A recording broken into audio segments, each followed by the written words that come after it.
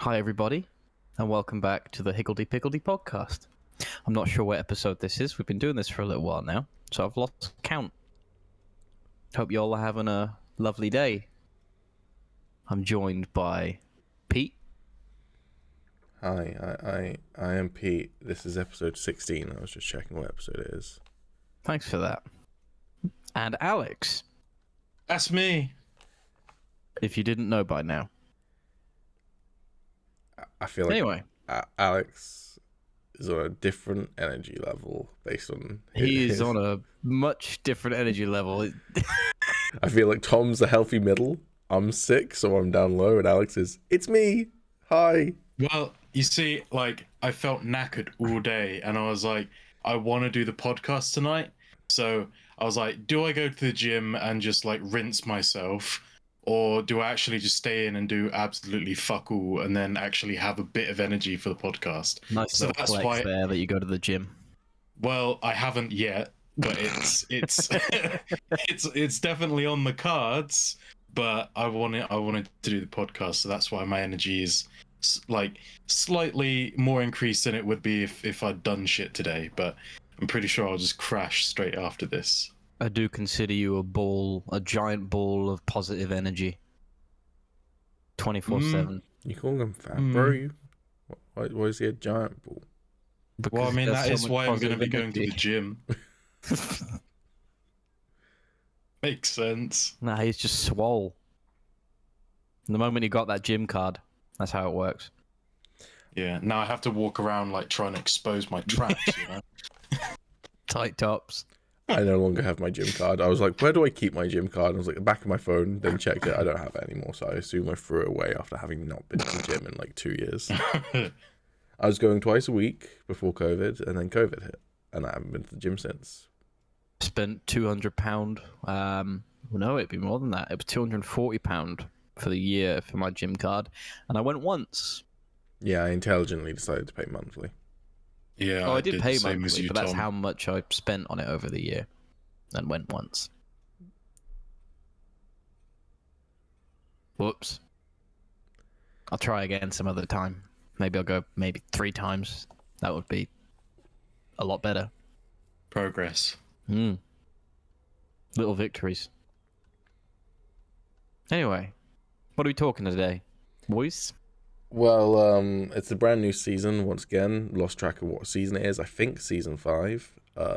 Might be Oh, season we are 6. shooting up the seasons. Well, we missed another week, and we made the joke before that every time we miss an episode, that's when we get a new season. Fair. So I'm pretty sure last season was 1 episode, but It was a special. but we didn't do it because Tommy's birthday was last week on the day that we record the podcast. Happy birthday, Tommy! Thank you. And Thank so you. we all cancelled our plans that we could spend his birthday with him, and then we didn't. Nope. Just never showed up. Nope. I would miss my own funeral. That's not really a shock to anyone. Hey, apparently we've got a new crematorium in our hometown. I found that out today because apparently loads of people are starting work there. It's a nice little plug-in for them, I suppose. I mean, I'm not going to call them out because I don't want to dox us both, but Shout out to that crematorium, I guess. Yeah. yeah. If you want to roast your family members, that's where you go.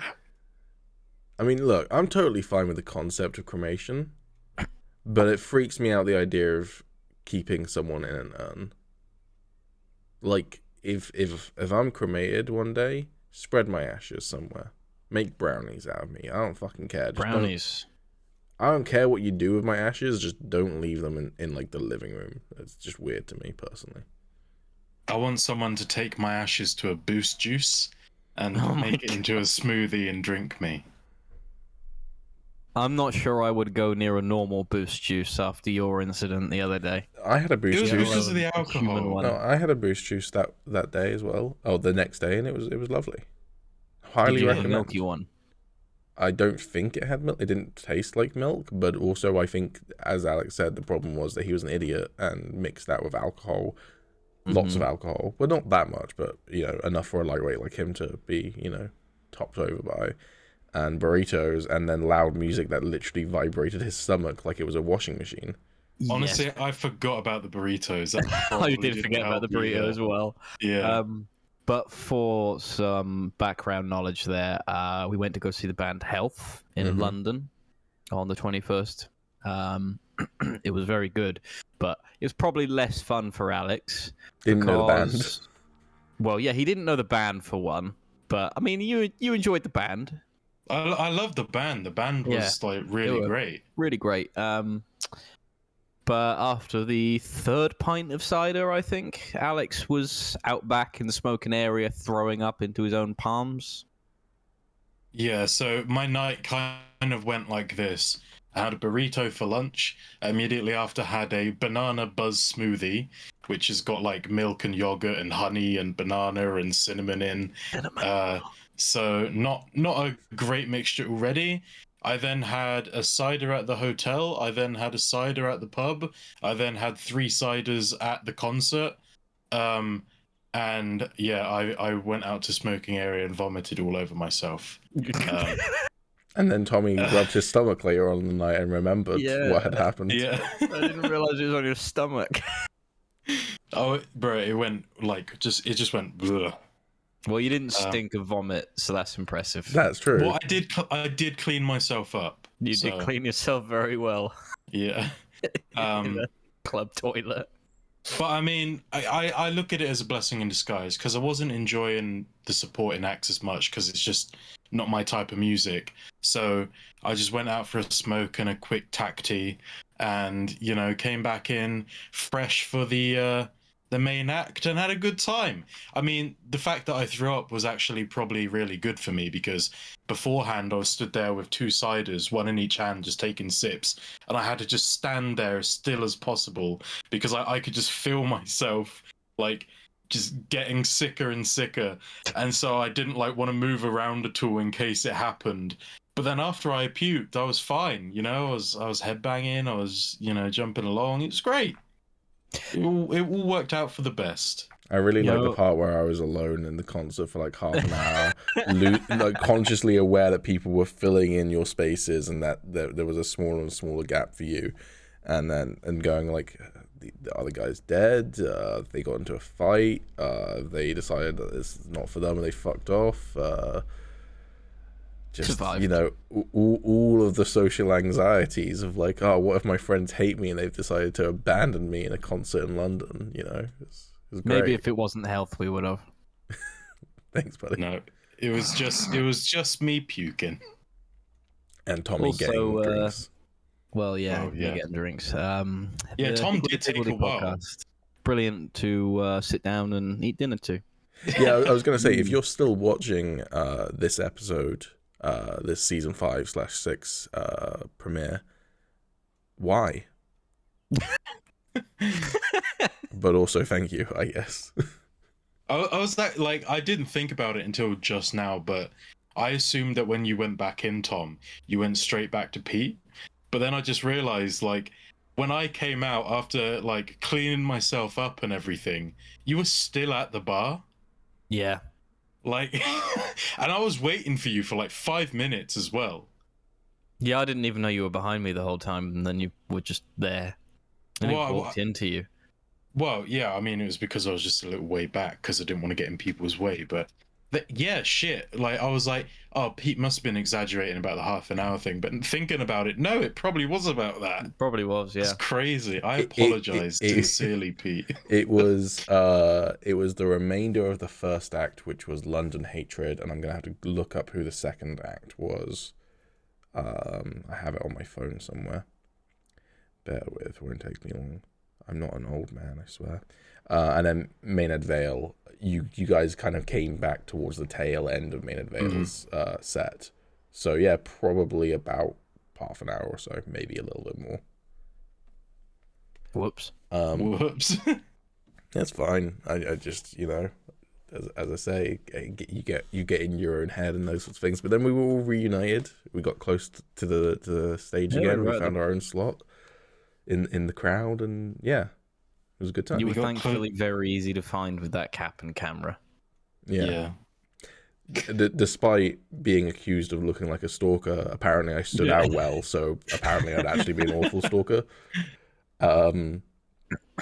Really awkward if somehow like the 1 in 15 people who watches this podcast is one of the people from the health concert, but there was someone wearing a very similar outfit to me, but they had like an overcoat that came down to their knees, and I was glad that Alex confirmed that guy looked like more of a stalker than me. I didn't even catch that guy. I saw that's- him because he that's was vaping the questionable, whole isn't time, and he was just blowing like his vape into the backs of people's heads and shit. And I was Nice. like, why? There's a fucking smoking area. Just go out to smoking area. There was some low-key weird little etiquette going on at the concert as well. Like one guy put his sweater on like the edge of the stage at one point. Someone else put their drinks on the stage. It's just like, I feel like you shouldn't be putting your shit on the stage, regardless of whether it's an opening act or the main event. It's just like, that's the space for the stuff. It's just a little bit weird. Like there was no barrier. Electronics literally right on the front as well. Well, yeah, exactly. And like the way that the venue was set up is there's no barrier between you and the stage. Like literally you could be, no one was, but you could be pressed right up against the stage if you wanted to be. But I still felt like it was a bit weird to do that. Yeah. And also like I had like this probably isn't the weirdest thing. I'm assuming that other people do it at like, you know, mosh pits and stuff, but the dude next to me just took his shirt off, and he was the only dude in the place just with his shirt off. He was just vibing, dude.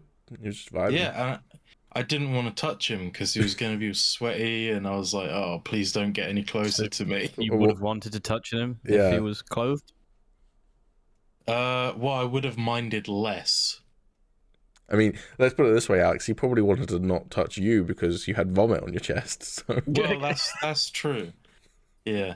Well, if anyone just happens to be watching this that also went to the health concert, if you were outside in the smoking area and you heard some god awful like gargling noise, I apologize. That was just me, you know, chilling out, vibing. Having a good time. Yeah. Also, 12 minutes into the podcast, nearly 13 minutes, I'm just going to mention I am ill. I think I mentioned that up at the top.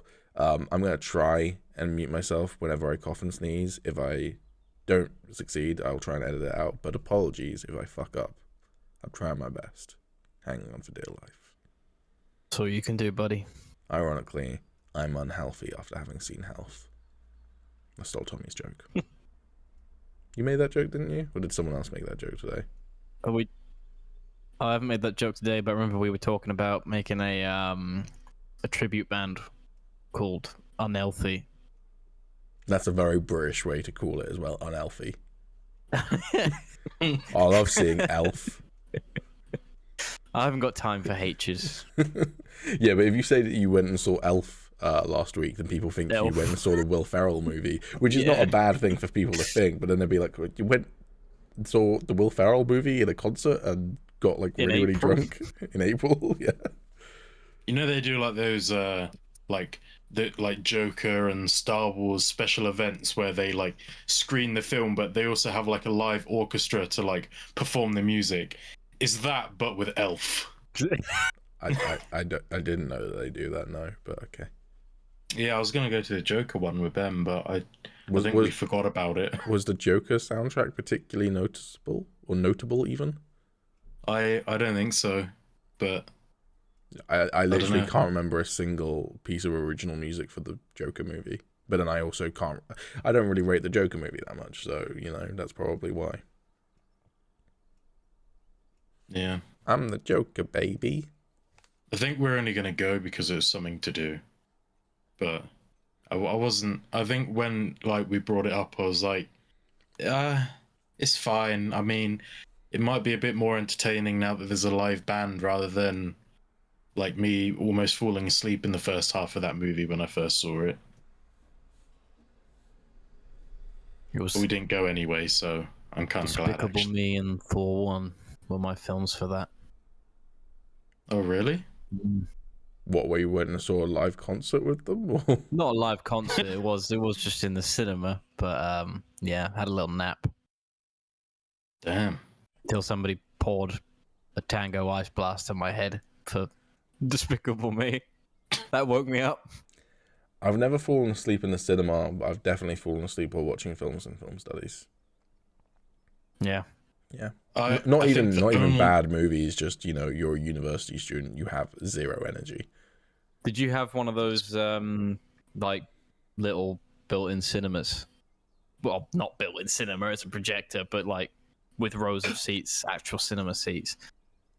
We had lecture halls, which are kind of amphitheater designed, so the seats closer to the front are lower down, and then you go up. Yeah. But they weren't like cinema screens or cinema projectors They or weren't cinema particularly seats. comfy seats then. Some of them were better than others. For some reason, we occasionally used the lecture hall that biology used, and for some reason they had really comfy seats. But our main one was like community college level of comfort. Yeah. I mean, like in most university campuses, especially on mine, it's like they try and cram as many chairs in as possible, and like so even if the chair is actually like decently comfortable, it's still so cramped that like you fidget in your seat and like it just becomes uncomfortable. But the one good thing of the main lecture hall that we had is we had, I think, 90 students in our course, and the room seated like 150, 140, that sort of region. So there was always spare seats, and so you could normally like sit in a row when no one sat in front of you, and then you could put your feet through the slots for their seats, and then you could almost lie down, and that was decent. It was uncomfortable as fuck, but at least you could lie down. I think the only recollection I have of ever falling asleep in the cinema was going to see Batman 66, the animated movie, and fuck me, that was so boring. You call yourself a Batman fan? Take those posters down, right? Fucking like. But that's the thing. I said that to myself afterwards. I was like, I can't believe I fell asleep during that. I was so excited for it, and I came out and I was like, but also that was shit. And like, I don't understand how that could have been so bad, honestly.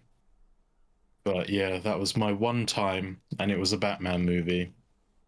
My disappointment is immeasurable, and my day is ruined. Pete will remember this. Having never seen the movie, I can't comment on its quality.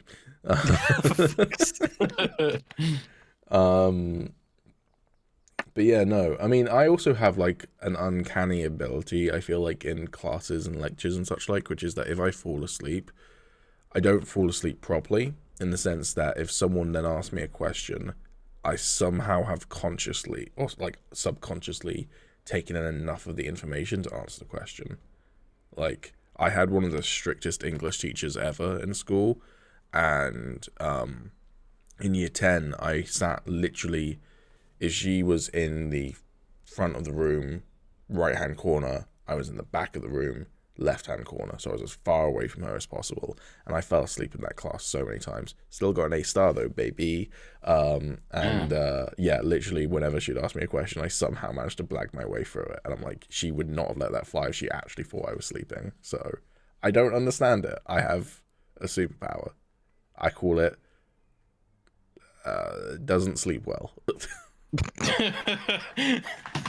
I kind of did the same in a few of my lectures, except I didn't do well, and I couldn't answer questions. I remember this one time, I was having a really bad day. This was like my peak anxiety and depression kicking in, like, because I don't know if I've talked about it on the podcast, but I had a terrible fucking time during my third year. It was like the most awful experience in my entire life, and I was like up for like 72 hours at a time, just because I was like, even I was kind of like afraid to go to sleep for some reason. Like, I was just so anxious, and I went into my lecture one day, and I don't know why I even bothered going in, because I was so fucking tired. But I mean, I got some sleep from it, I suppose. So, you know, that's decent. but yeah, I sat down and they just started like talking. It was one of these lectures where they didn't bother putting any, images up on the screen or actually have a presentation or anything. They were just talking at us, and like there were barely any like times for interaction between the students and the lecturer. And so I was just kind of sat there just like nodding off for moments at a time, and then sort of coming to and then nodding off again.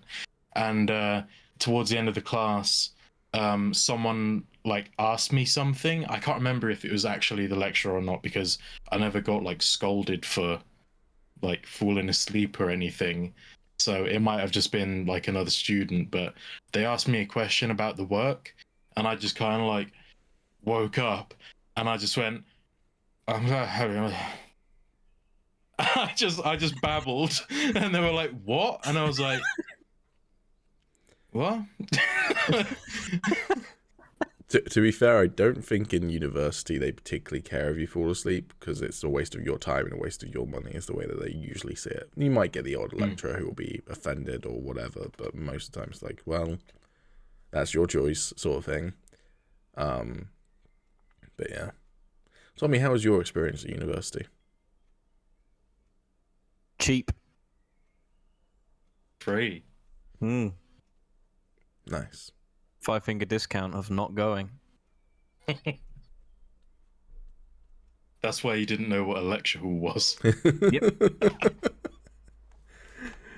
Yeah, I'm imagining Tommy just picturing like a classroom for 30 kids like it is in college and school.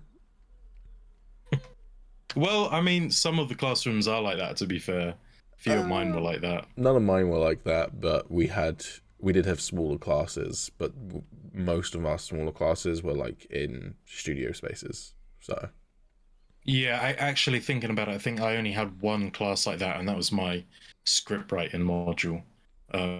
Everyone, like all the other classes, were just like in computer rooms and stuff. our director's classroom was like in a studio space, and he would be like, "All right, guys, sit down in a circle. We're all equals here. We're like King Arthur and the round table. We're all sat in a circle, we're all on the same level. How are people feeling about directing and stuff?" He was actually a really good lecturer. I don't know why I'm like kind of taking the piss out of the way he introed his classes. He was a great lecturer. He's probably one of the best, but still. See, I don't like sitting in circles like that, especially in a classroom setting, because I like just kind of being able to zone out and whatever. and then like I look up and suddenly I'm just looking into someone's eyes and I'm like, oh shit, what if I've just been like doing something really weird, like what if I've just been like tapping my leg really fucking fast, and then suddenly I just look up into their eyes and they're just like Those famous Alex crazy eyes. Yeah. I mean, I feel like I got so much insight to you hanging out with you in person for an extended period of time last week, because you had moments like that as well, where it's just like, and I have social anxiety, so I get it, but at the same time, it's just like, they're just normal interactions. Yeah, I know, but it just freaks me out. I like the security of not having to look at anyone. You could look at the floor the whole time. Or your phone. Probably wouldn't be looking at my phone in a lecture. Yeah. Not in a lecture, I suppose. Yeah. There aren't many other times I'll just be randomly sat in a circle. Circle time. Best time. Back in school.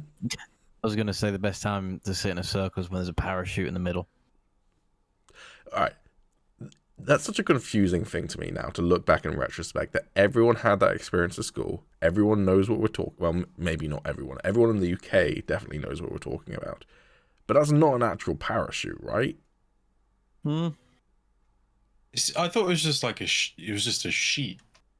It was just like a multicolored sheet most of the time. And then I have the question. Parachute. And then I have the question. Okay, so whether it is or isn't a real parachute, the school doesn't own that.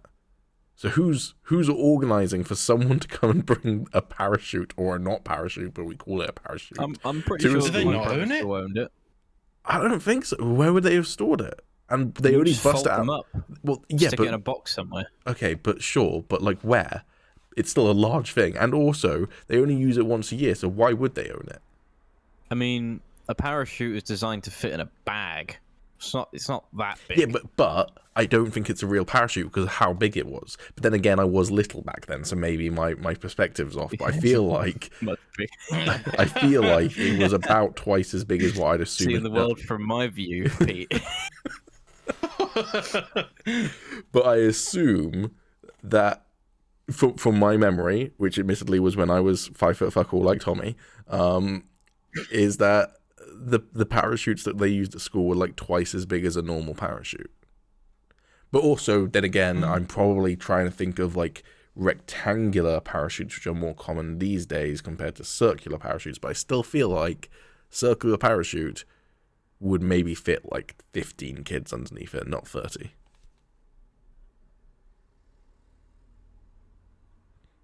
Maybe we should get in contact with a school and ask them to test that for us. We should maybe get in contact with a school and see where we can rent one. And if they go, oh, we That's don't have an one, idea. we then I want to do circle time again. we then find out where you get one from. But yeah, As a new segment come into the channel, Circle Time. Piggledy circle time. Yeah. show and tell. We could make I that mean, work. to be fair, most of the podcast is tell. So why not add show? We should bring our parents in to do a talk about their jobs.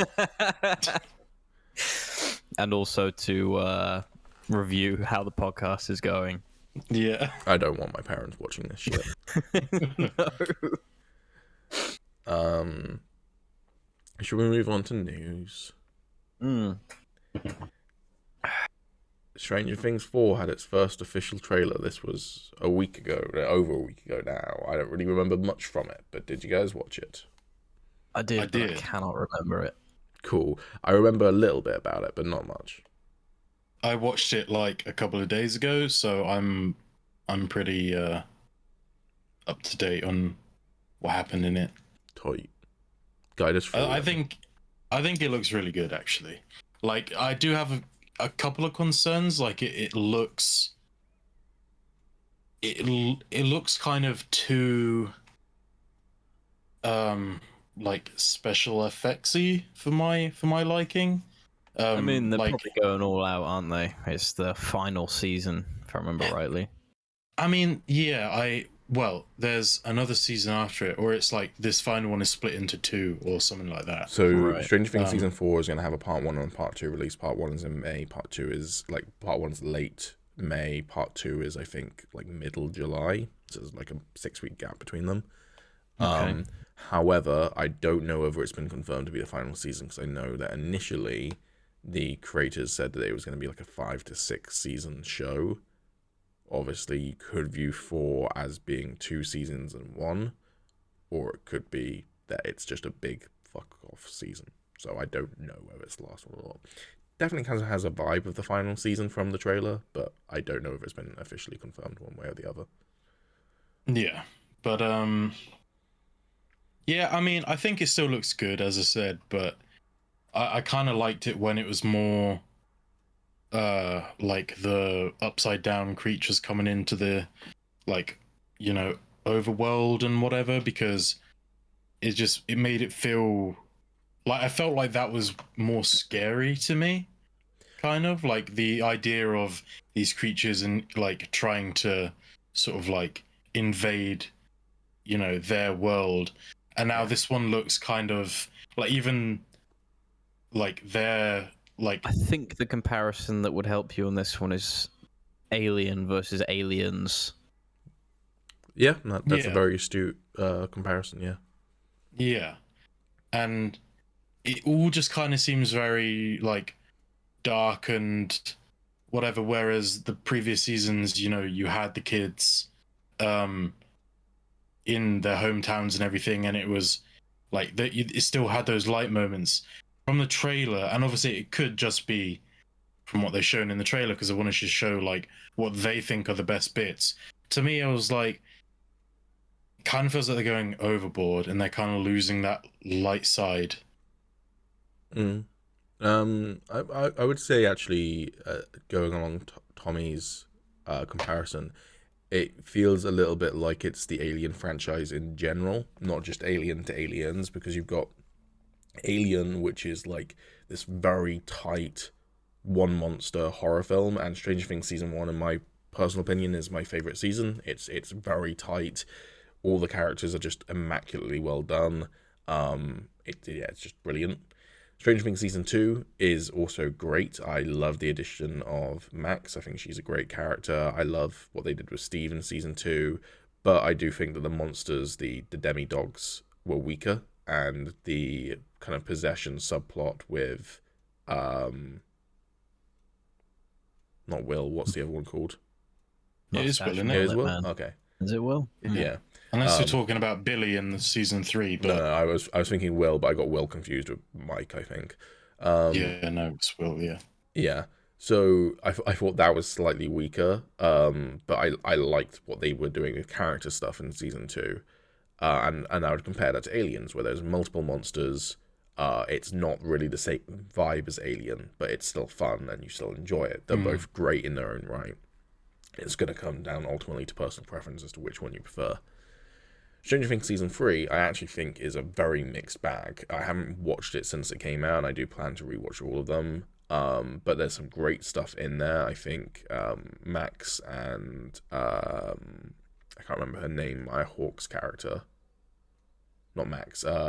Steve and Maya Hawke's character. Robin. I think they're great. And again, Steve's character progression continues to be fantastic. I think that the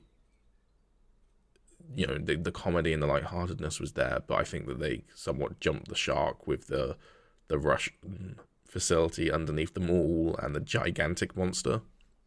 Again, it's going to work for some people, but it personally didn't work particularly for me.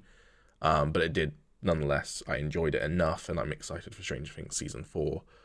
But Stranger Things season 4 feels like it's going to be fully exploring the lore of the Stranger Things universe as to what is the Upside Down, why were scientists from both Russia and America investigating it and ripping holes in space and time or whatever, and what is the monster that's been kind of dogging Hawkins for this whole amount of time.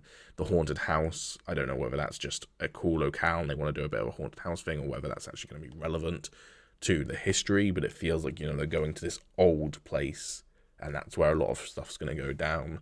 So that could potentially mean that it's going to be the kind of Prometheus Alien Covenant section of the franchise, in which case hope it does it better. Because I like the Prometheus and the Alien Covenant visuals and the soundtrack. And that's my review of those two films. I like how they're sticking to the D&D naming conventions. The new villain is called Vecna. I hadn't caught that, but that's cool. Yeah. Probably not going to be anything like actual Vecna from D&D, but like it's cool that they named it that. Well, the Gorgon and the Mind Flayer was so similar to the Demigorgon and the Mind Flayer from D&D, so Oh yeah, totally. Yeah. Exactly the same, almost no discrepancies. Does that mean if we get a Stranger Things season 5, the villain's going to be the gelatinous cube? I'll be I fine hope with that. so. Yeah.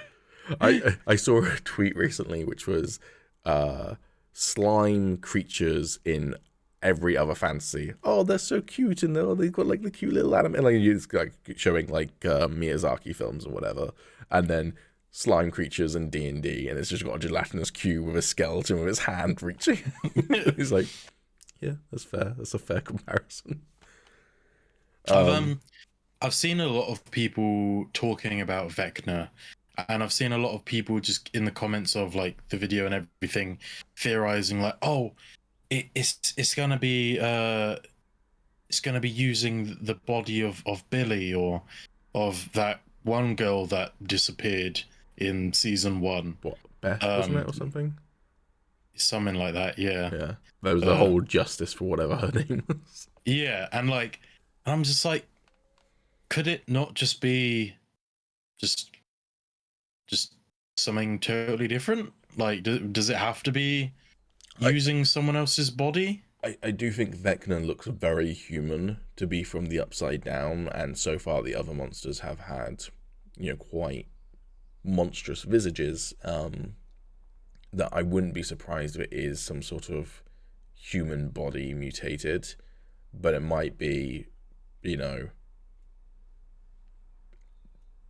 knows? But I'm not sure. I believe it's going to be like Billy or anyone else like that. I think it might be maybe someone more to do with when the Upside Down was first discovered, and there might be some. I think there's going to be some flashbacks in the show. It looks like that from the trailer, and I wouldn't be surprised if we maybe get some of that explored about like a scientist who first breached into the Upside Down and then somehow got turned into its master or something, or controlled. Or like, I was thinking maybe it could have something to do with like all the research and like abilities and stuff of Eleven and her peers. Like maybe it was, similarly with like Captain America and then all the experiments forward from that, or like in The Boys, like maybe they were experimenting on giving people powers and whatever, and just something went wrong, and then like this creature is like maybe a person that was created, and he like ended up making this whole place or something, which could explain why like 11. And he's a fucking gigantic D&D nerd. It's Gary Gygax. That's who it is. But yeah, maybe that's why like 11's like actually connected to it and shit. Yeah. I will say as well, see that. From the posters, I think Tommy wasn't on the episode where we broke down the posters, but I like made a prediction that lots of other people had also made, so I'm not taking credit for it, but that Max was going to be corrupted or mind controlled or in some way connected to the Upside Down this season, because the rationale, Tommy, was that in previous seasons posters you'd had characters who were connected to the Upside Down looking at the camera while everyone else looked away, and in all of the season 4 posters there is only one character looking at the camera, which is Max. And the trailer very much seems to set that up as well, where Max has got some weird shit going on, so okay. But yeah, interesting. I think it looks good. I've enjoyed every season of Stranger Things, but I also will agree with some of the criticisms I see online, which is that it is maybe being a bit played out, and they should maybe wrap it up while the going is good, rather than overstay its welcome sort of thing. Because I personally feel that each season has gotten worse, and although I've enjoyed each season, it hasn't hit the highs of season 1 for me yet. See, I disagree. Season 3 is my favorite season, simply because of all the character development and the new characters introduced and everything. And also, I like the idea of them setting it up for something larger. It just kind of feels natural for me to have like these underlings and then have like the real big bad at the end. And I think it would just be like I have faith that they're going to wrap it up neatly. And so coming off of season 3, I'm really excited for it. Fair enough. Tommy, your verdict. Stranger Things is always one of those shows where I think I don't care, but then I'll watch it and I will adore it. So it's the same this time around. I'm not particularly hyped for it, but I will pick it up when it comes out, and I will probably end up loving it. Speaking of things that you absolutely detest, but then ended up liking, Thor: Love and Thunder.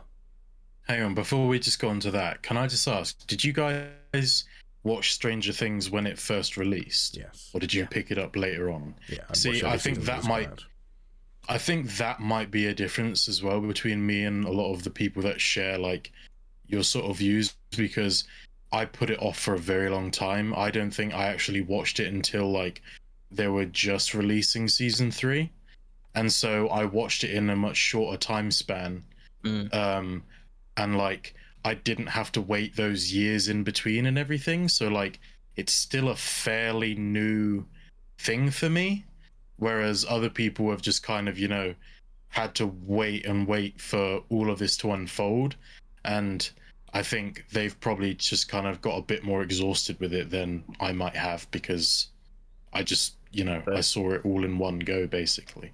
It definitely does make a difference. Yeah, I can see that. I will say that I don't think that the gap has made a difference for me personally, but it might be that I've had more of a kind of like honeymoon rose-tinted glasses view of season 1 because it has been that long since it came out, and I think I've seen season 1 twice, and I've seen season 2 and season 3 once each. So, Did I watch season 1 with you, Pete? no.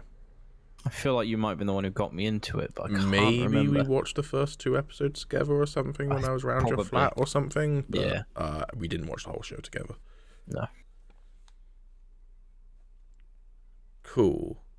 Well, now Alex has fucked my segue, so Alex, make a segue. So, Thor: Love and Thunder.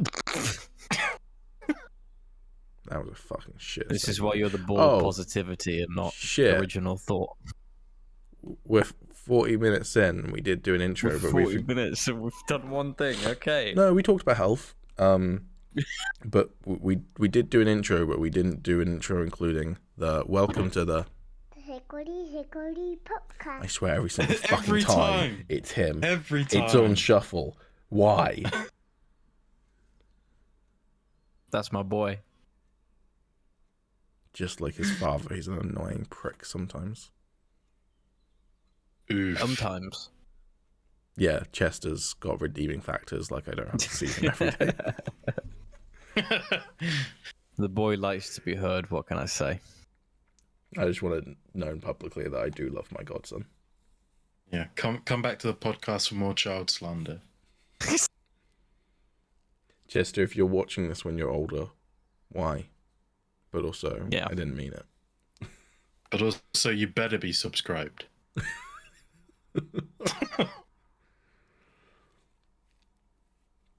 So, Thor: Love and Thunder. That was a great segue, Tommy. Well done. Yeah, thanks.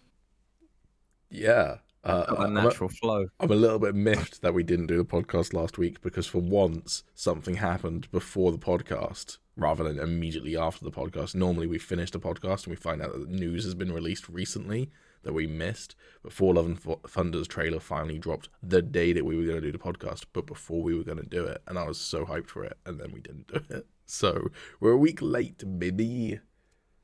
What do you guys think?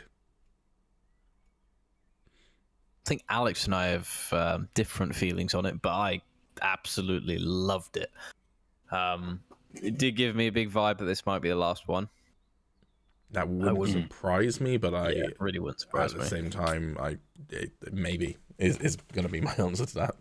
Yeah, but no, it feels like Thor 3, from what I've seen, and I am completely on board for that because Thor 3 is probably one of my favorite MCU films. I do think I saw a comment, I think on the trailer or a breakdown of the trailer, which made an interesting point, which is that Thor Ragnarok's marketing campaign made it out to be quite a dark film, and it is in some ways a dark film, but it's got a lot of comedy and a lot of lightheartedness to it because it's a Taika Waititi film. And this film, this trailer, and also like the the marketing in terms of the poster and whatever, makes it out to be just like a fun 80s romp action adventure with no kind of seriousness to it.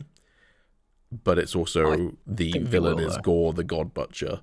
I think that it's going to be in some ways quite a dark film, and I think Taika will balance those two very, very well. I think he does balance dark topics very well with lighthearted humor. I mean, Jojo Rabbit is a prime example of dealing with anti-Semitism and Nazism, but it's not depressing the whole time, sort of thing. But I think it's interesting that the marketing seems to almost be flipped compared to Thor Ragnarok.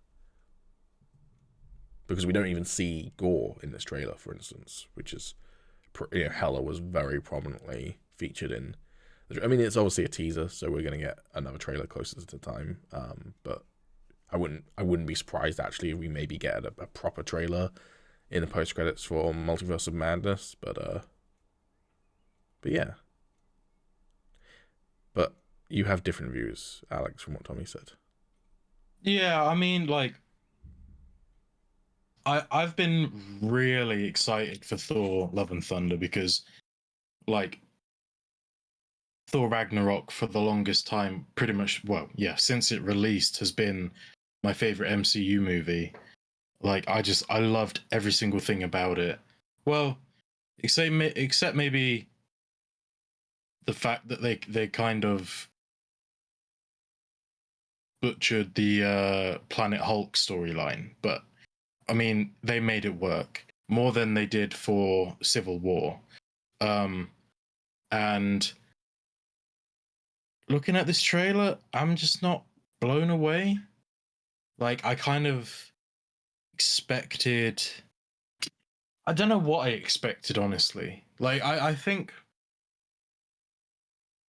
like, with the Thor Ragnarok trailer, you know, it had the scene where, you know, he had his eyes glowing and, you know, he like spun into combat and, you know, it was playing Led Zeppelin.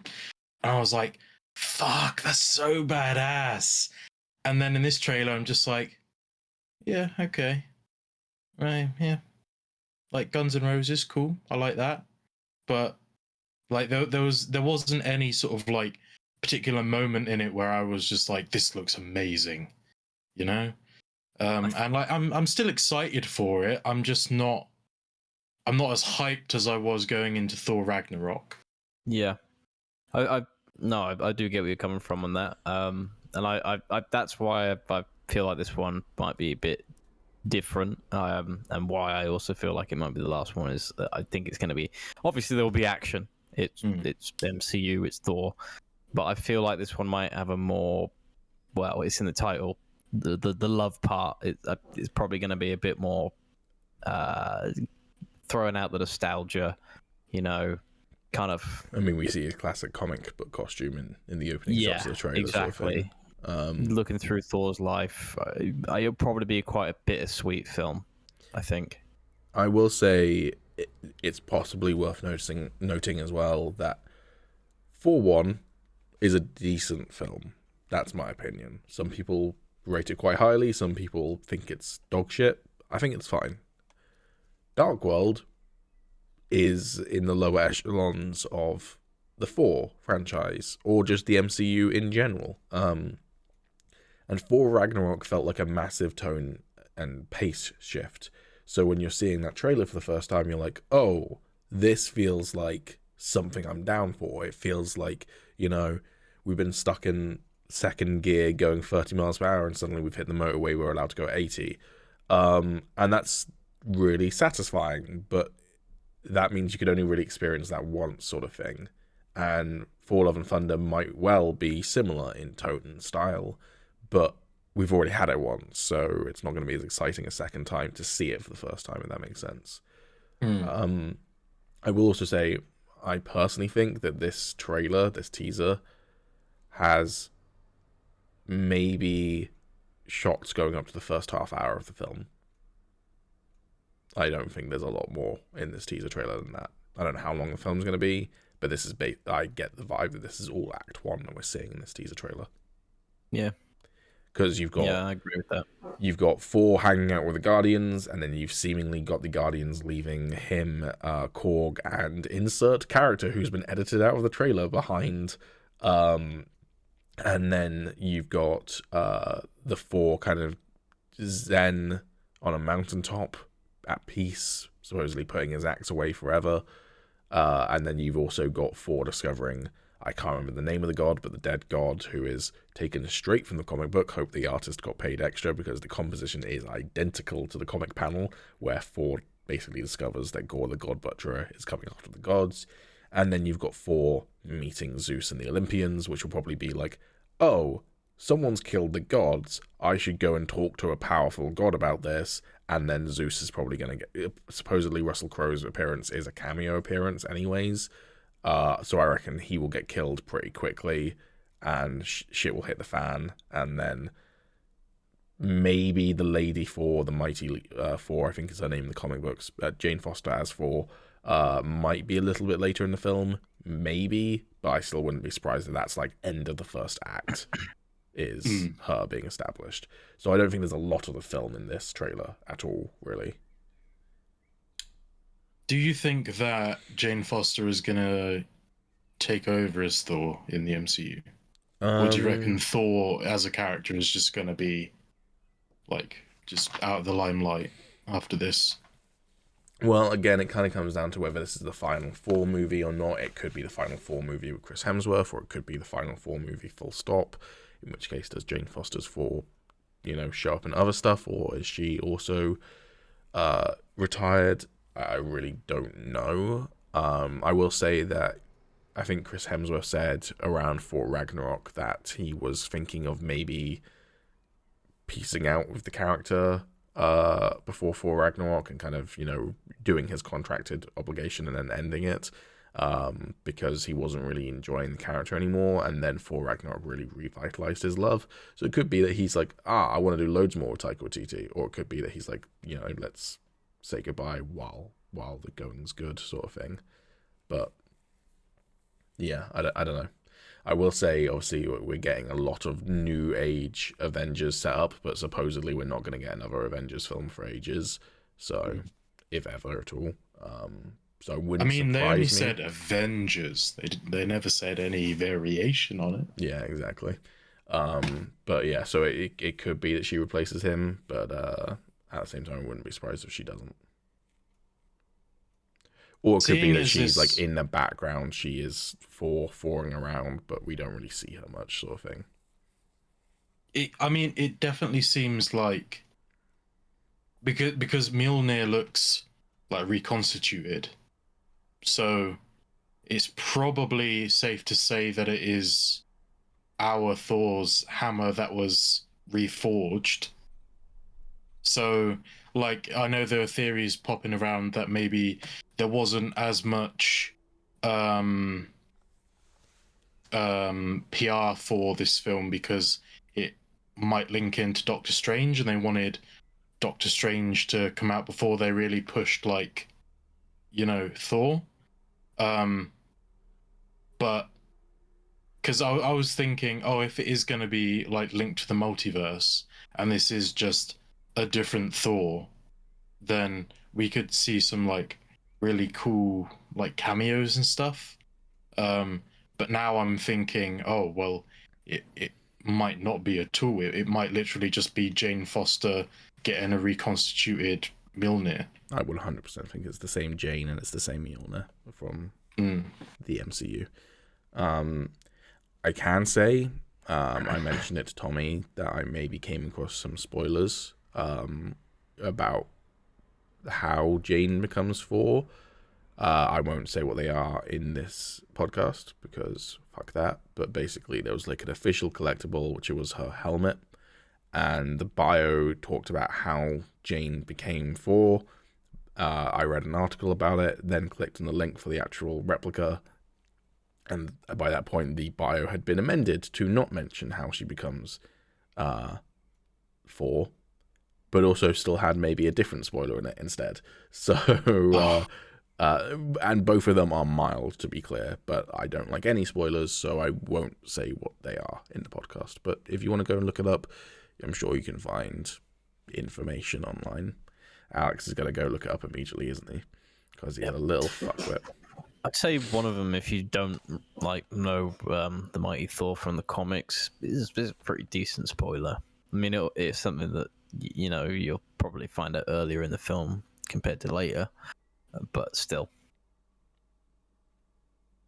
Oh right, sorry. I thought you were going to say what it was then, but yes, No.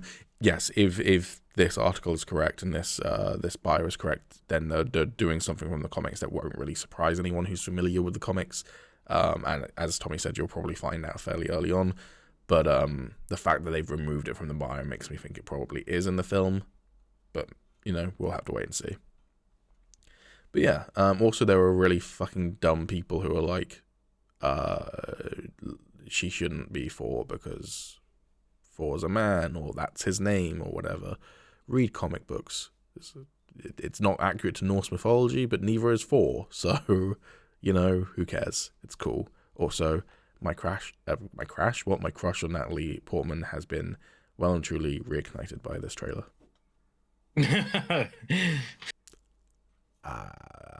She looks good. Fair enough. I couldn't be bothered to find it. But Good. like there I don't really have any expectations for this film. Like nothing that I really want to like see, not off the top of my head, except one thing.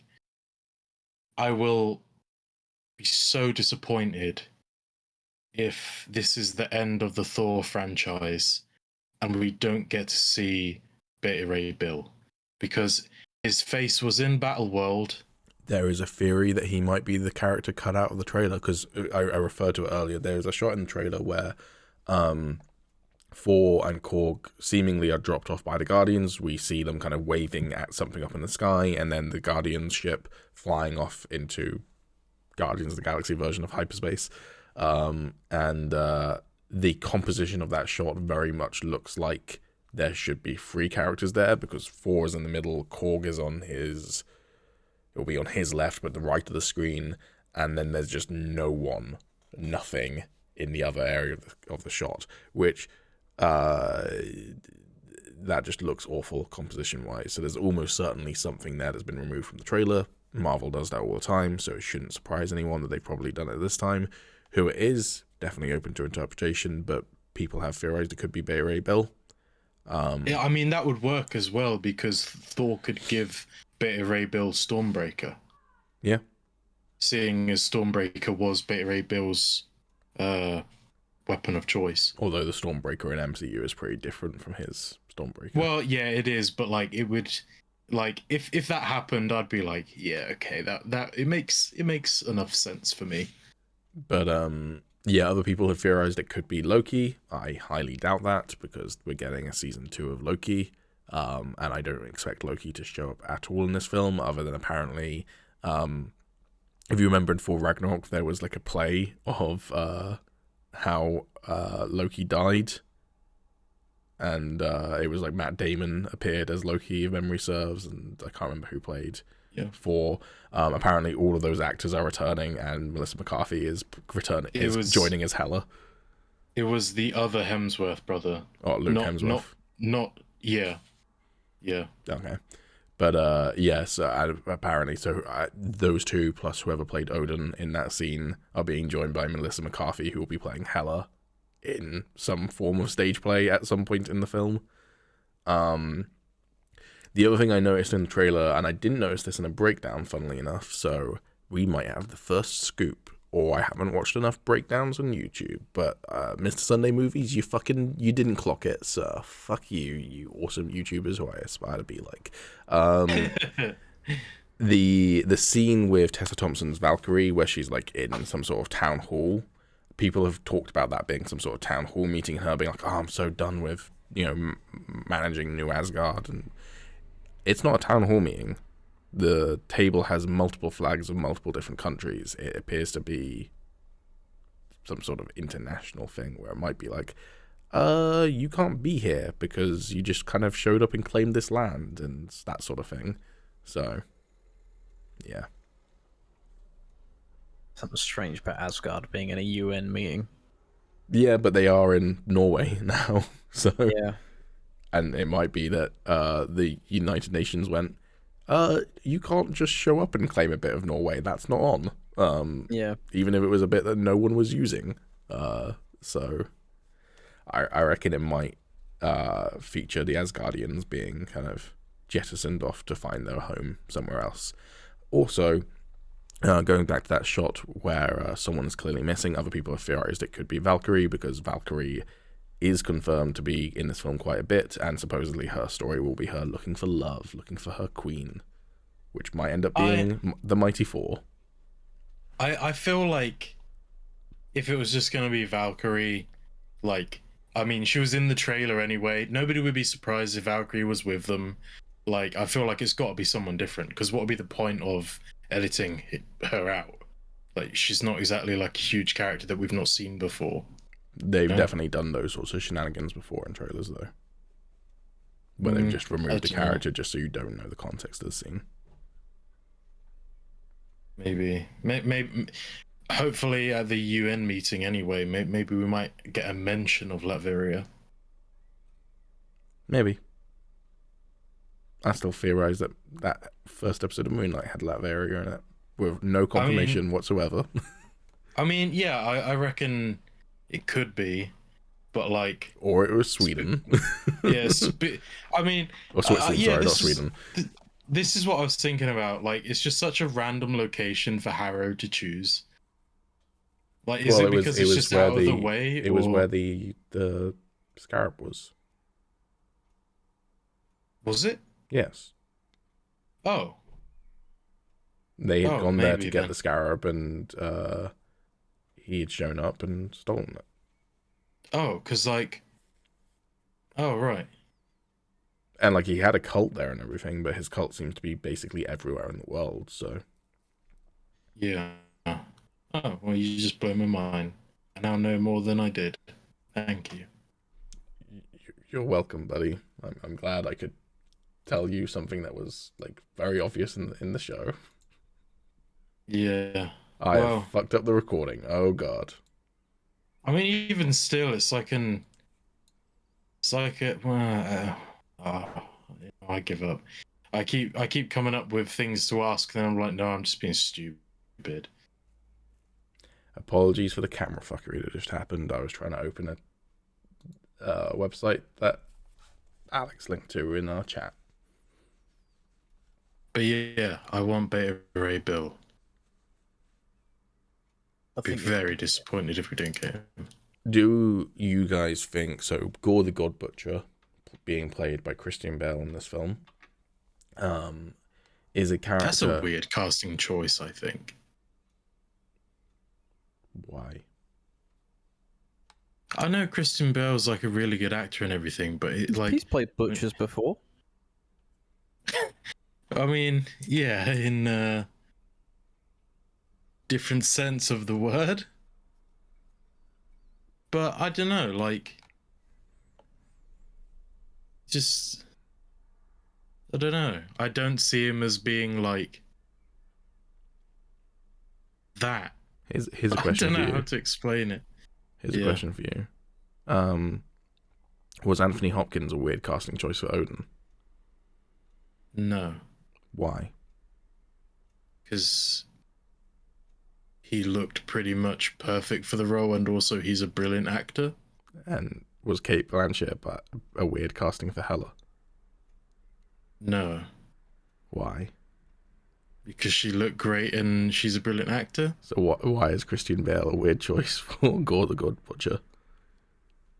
Because I just don't see him as being particularly that villainous, really. You've clearly not seen a lot of Christian Bale's filmography, That's an interesting opinion.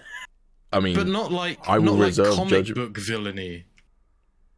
Okay, I'll reserve judgment till I see him, but I think he's a phenomenal actor as long as the look is right, which is mostly going to be makeup and prosthetics, if not CGI. I'm down. But well, I mean, I'm reserving judgment. Like, I'm not going to say whether he's going to be good or bad. I just think it's, I just in my mind, it's difficult for me to see him in that role. But I mean, if he's great, then he's going to be great. It's not going to, like, me thinking it's weird isn't going to change my opinion on what he turns out to be. First Batman, now this. It's just... Maybe Alex is right. Maybe he'll be laughing a few months from now when we see Love and Thunder and it's like the end of Christian Bale's career. I mean, I doubt that will be the case unless it ends up like Christopher Eccleston. It didn't end Christopher Eccleston's career to be in Dark World. Did it what? It didn't end Christopher Eccleston's career to be in Dark World. Why? Okay, but he wasn't in much after, was he? He wasn't in much Hollywood before that either. He's not a Hollywood actor. He's a television actor for the most part. Suppose. You could say it didn't break his career, like it wasn't his big break, but motherfucker was Doctor Who, Sure, he's fine. You have against Chris's? Yeah. And British people who are actors, except Christian Bale's also American. He's both, I'm pretty sure. But still, yeah.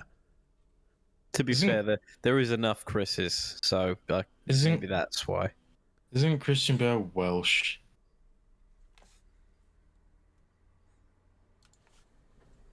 I feel like I heard that at some point. I might be wrong. I think we're about to find out. Is an English actor. Born in Wales to English parents. Oh. But I feel like he grew up in America as well. But maybe I'm wrong about that. Still has his English accent, though. No, he didn't grow up in America. I'm completely wrong. Look at us, spreading misinformation. Tommy, it's your job now. You're the head of the Higgy Piggy podcast. Was the only one who's not spread misinformation that we know of. You and Callum are now the official main host of the show. Aha. Responsibility will weigh heavy, but I shall take the charge. Heavy lays that head that wears the crown. I got the quote right this time. Yeah, that was flawless. So, I was going to say one last thing on For Love and Thunder. So, Gorda Butcher in the comics, he uses a symbiote sword. It was made by like the god of the symbiotes who created the symbiote species, and it's like a symbiote empowered sword that gives him like loads of abilities. Do we think we're getting that in the film, or do you think, because there is now a symbiote in the MCU, although only just and very much in the spider area of the MCU, but do you think we're getting that, or do you think we're getting magic sword? I think we'll get something like it, but not symbiote. That'd be cool. I'd be down for it, but I doubt it. Maybe they'll like have like visuals that very much look like symbiote, but they just won't say what it is, sort of thing. And then if they wanted to confirm it down the line, they could. Like but the whole vibranium adamantium situation, it'll be something else probably. Yeah. All right, Tommy, what's the next subject? Well, as my first act as boss of the podcast, I'd like to derelict. I'd like to. You'd like to derelict the podcast. Derelict the podcast. I'd like to delegate this responsibility to Alex. All right. Okay. Yeah. So I came across an IGN article. Usually, I don't really care about IGN because they normally post quite a lot of old shit. But I mean, this is just kind of like a laying out what's coming type article, and I was like, okay, this might not be too bad, and I thought it would be interesting to talk about. Every Star Wars game in development. Side note, I'm fairly certain we did this like an article identical to this a couple of months ago, except for the last one on the list. Because I think we did. There's only one that's new. But I figured now that you know a few other Star Wars products have come out and everything, I figured seeing as it was all in one location, might as well just have a bit of a chat about it, and kind of like our hopes and everything. So the first one. So apparently there are. What was it? I think it was like 9. Oof. 9 games in production. 8 games in production. I think it has 9 images, which is what I was originally going off, but one of them is the Lego Star Wars game, which just came out, so. I think this is why I'm not the host of the show anymore. Oh, well, fuck it. Well, I'll just go through the article and we can just see, I guess. So the first one on the list is Star Wars Hunters, which I believe I did talk about, which is a free-to-play, team-based multiplayer game for Nintendo Switch and mobile. You know, I'm actually kind of looking forward to this. I don't usually play games like that on mobile. I mean, I'll probably end up getting it on Switch anyway, just because it will probably run better.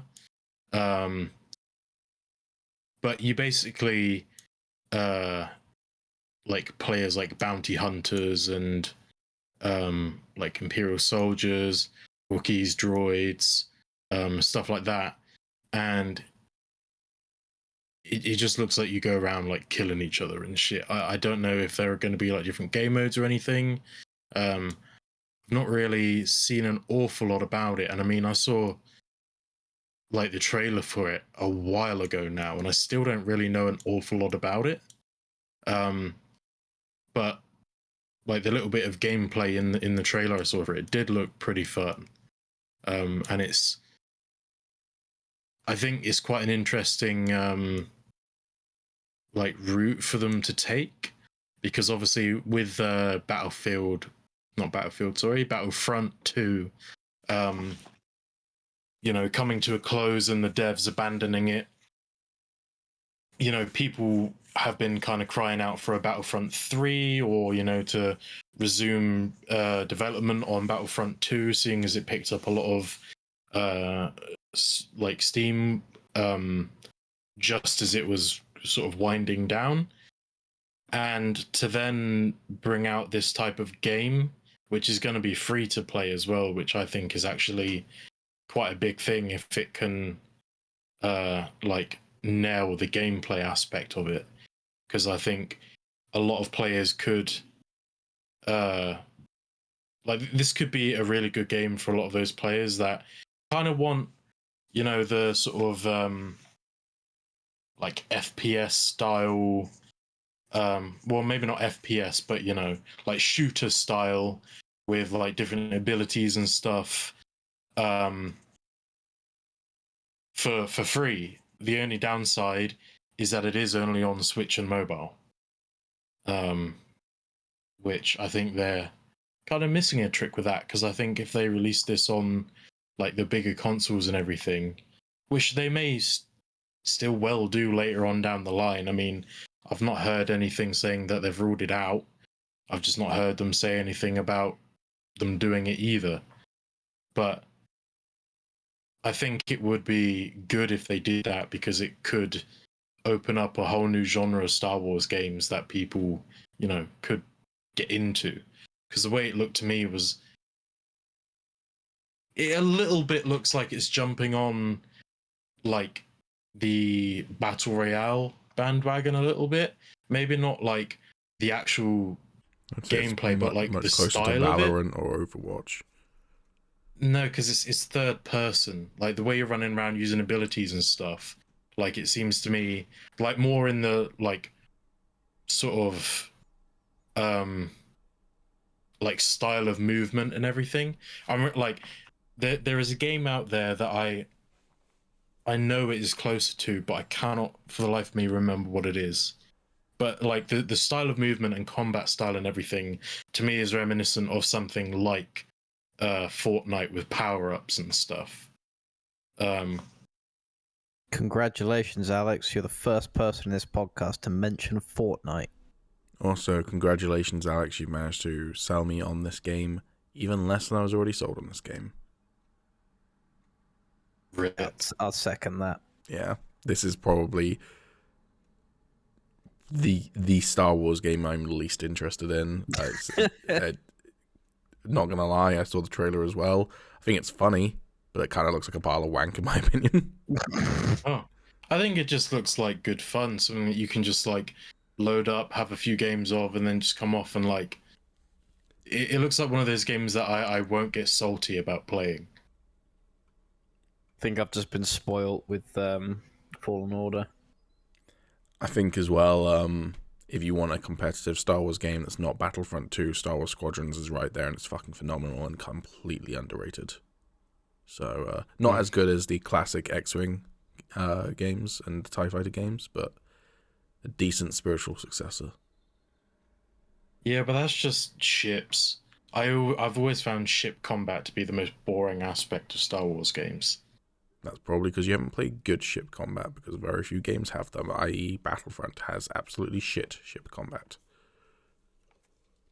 I nearly spilt my Red Bull because I went to drink it from here, and the hole is here. But seeing as Tom mentioned it, next one on the list is Star Wars Jedi Fallen Order 2.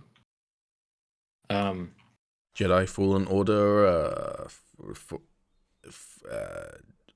Jedi Full Further Order. Yes. Star Jedi Wars. Fallen Chaos. Star Wars Jedi's Fallen Orders. Star Wars Jedi 2 Fallen Order. No, fuck. Star Wars Jedi 2 Fallen 2 Order 2. Star Wars Jedi Fallen Unleashed.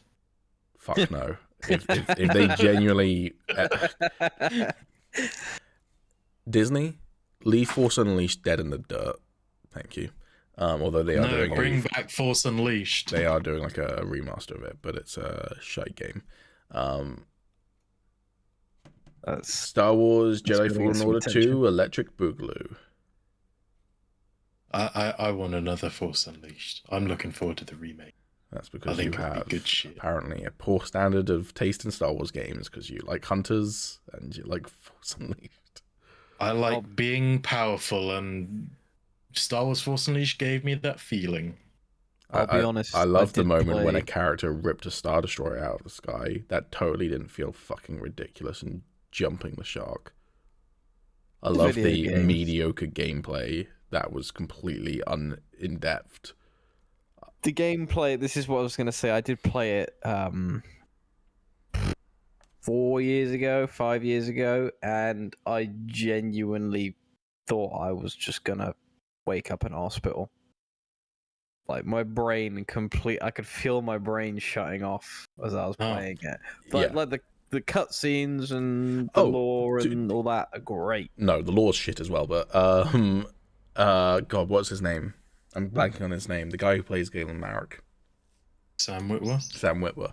I'm glad that got Sam Witwer's start in the Star Wars universe because he's phenomenal as Darth Maul. He's great as Emperor Palpatine, but yeah, no, everything else about that can go die in a hole. Oh well, I like it. Anyone else that likes it, I'm with you. Yeah, I think maybe the difference is I grew up on good Star Wars games like the Dark Forces and Jedi Knight series, so yeah, I didn't. Yeah. I just like blasting shit with lightning. Yeah, you can do that in those games as well, but there's more nuance to it. But, it's fine. It's just a bunch of jumping around and just... Or like Force Unleashed, yeah, it is. Much. It's just a bunch of jumping around with ragdolls. It's just mind-numbingly I boring. love ragdolls. Ragdolls are great. Part of the reason I like Jedi Fallen Order so much was because I could push people off of shit. That's what I used to love doing in Force Unleashed. The difference is that Fallen Order actually has a semi-in-depth gameplay loop. It's not as good as I'd like it to be, but it's enjoyable enough. And a story that doesn't completely and utterly piss on Star Wars lore. Like, people get mad about Rey in the sequel trilogy, and then they like Force Unleashed. That's insanity to me. But hey-ho. That's because that's non-canon. But it was at one point. Was it? I don't think Force Unleashed 2 was, but Force Unleashed 1 was originally made as a canon game. Oh, see, I never knew they were meant to be canon. Mm-hmm. Like, that's why if they were canon, I wouldn't have enjoyed that being canon. But... Obviously, the DLC where you then get to go and kill Ben Kenobi and turn Luke to the dark side and all of that is non-canon, but the original game was made to be canon. But it's not now, so it's fine. But it's not now, and so leave it dead in the dirt.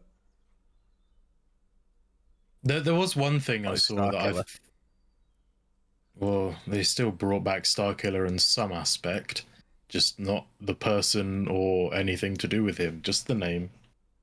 I mean, but do you not know where the name comes from? No.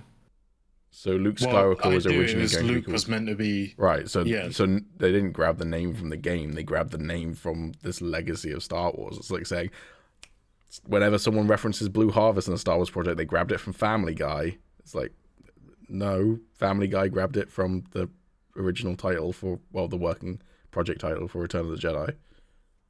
I know, but most people probably know Sam was Starkiller more than Luke's original name. And isn't that a fucking sad statement to make about the universe?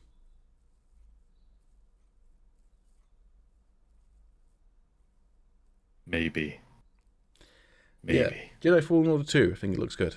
Well, we actually haven't seen anything from it. I like the idea of it. I like the first one. Hopefully, gameplay is a little bit more in depth and lightsaber combat is a little better. If not, it'll be fine. Just I can hope for more. What are the titles have we got? Star Wars Knights of the Old Republic remake. I hope heard they of it. update some of the systems. I hope they don't change any of the systems. I hope it just looks pretty, and they leave it at that. Yep, exactly the same. I hope they don't even change the voice acting. I hope they don't give Revan a voice. I hope it's literally the exact same game, but with new graphics and new engines, so like better ragdolls and whatever. That's what I meant by updating the systems. So you don't want the combat to be different or the gameplay to be different? Okay, good. No. I just want it to be less buggy, because I experienced quite a few bugs when I was playing. Well, the only reason why it's buggy is because it's an ancient game that's not made to run on modern systems. So if they don't manage to make it less buggy than that, then yikes, basically. Yeah, I want it to flow smooth. When I press an attack, I want it to actually attack rather than do some weird fucking animation where it doesn't attack.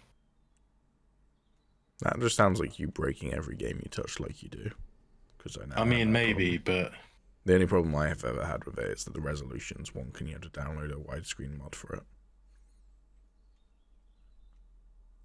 I hope they make it idiot-proof so I can't break it. Your history of video games would say that that's not possible, but, you know. True. Just technology in general. I'm surprised I haven't broken my new phone, touch wood. I'm not going to do it. Still alive. It is. All right. EB420 is still alive and kicking. You still haven't shown well, he can't him be on kicking because he I was going to say he doesn't have legs, so that clearly you've broken something. But you should mod him to have legs just so you can show Callum. Callum has a phobia of droids with legs. Just like Tommy has a phobia of people breaking their limbs. Fingers. Just the fingers. So if someone snaps the arm of the elbow, you don't mind that? Not as much of fingers. What about toes? Oh, he doesn't like toes. They're like general. mini fingers. I don't like toes in general. So, no, I probably wouldn't enjoy that. Right, that's our quest now. We've got to find a video of someone snapping their toes backwards. Pretty sure, send it to Tom. Pretty sure Callum already found that. Oh, probably. He's probably found all the weird shit. And I probably didn't watch it. Respawn Star Wars FPS. So thank you for changing the subject. Being made by Respawn, who also made Jedi Fallen Order and are making Jedi Fallen Order 2. It's an FPS. He said he's always been inspired by the classic Star Wars titles like Dark Forces and Dark Forces 2. And I've never forgotten the emotion and excitement I felt playing an FPS inside the Star Wars universe. They are defining experiences for many of us on the team and a guiding light for this new project. Legitimately, if it feels like Dark Forces 2, then it will be amazing. I played Dark Forces 2 like maybe 4 or 5 years ago on stream. Fucking phenomenal still. I remember that. Yeah. Isn't Dark Forces like Academy and everything with like the third person aspect? Dark Forces 1 is basically Doom in a Star Wars skin. Dark Forces 2 is like Doom 3D in a Star Wars skin. It does have a third person camera. No one plays with a third person camera unless you like need to use it for puzzles occasionally because it is jank and you can't control where you're shooting very easily and that sort of thing. But then Dark Forces 2 is the full title of Star Wars Dark Forces 2 Jedi Knight. So it is the first... It's both the second Dark Forces game and the first Jedi Knight game, of which Jedi Knight, Jedi Outcast, and Jedi Knight, Jedi Academy are sequels, but made on a better engine where third-person play style can be done. So, could you use lightsabers and stuff in the first person? Yes. Dark How Forces did that 2, play? for the time period, pretty good. In comparison to Jedi Outcast and Jedi Academy, not good, but it's also an ancient game, so... I'm curious to see how first-person lightsaber combat will work, if it is going to have lightsaber combat. Yeah. I don't really assume that it will, but it could do. I assume it's going to be a shooter, though, because that's the ill me coming out.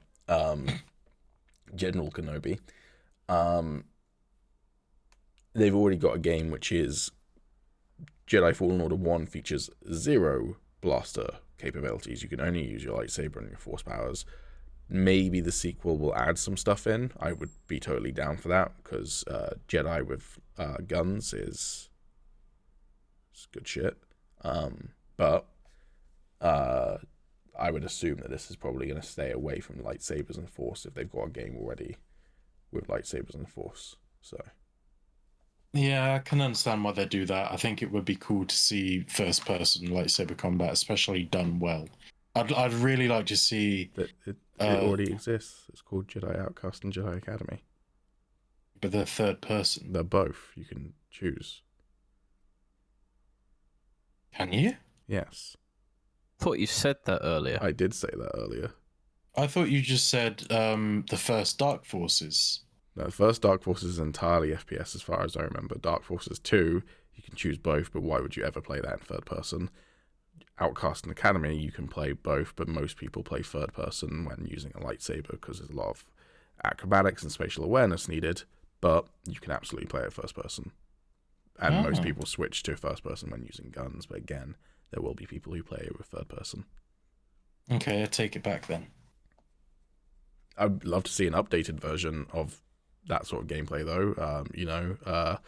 The thing is, as well, I would love the kind of spiritual successor to Jedi Academy's gameplay is kind of a mixture of Warframe and Mordhau, which are two very different gameplays in a way. Solid. But those are the two I would say are closest, with the kind of movement system and acrobatics of Warframe with the actual fight mechanics of Mordhau or Kingdom Come Deliverance, that sort of thing. So I would love a game to do that with a lightsaber, because it's great in Outcast and Academy, but it's also old in Outcast and Academy. So seeing it done modernly and with more finesse and such like would be awesome.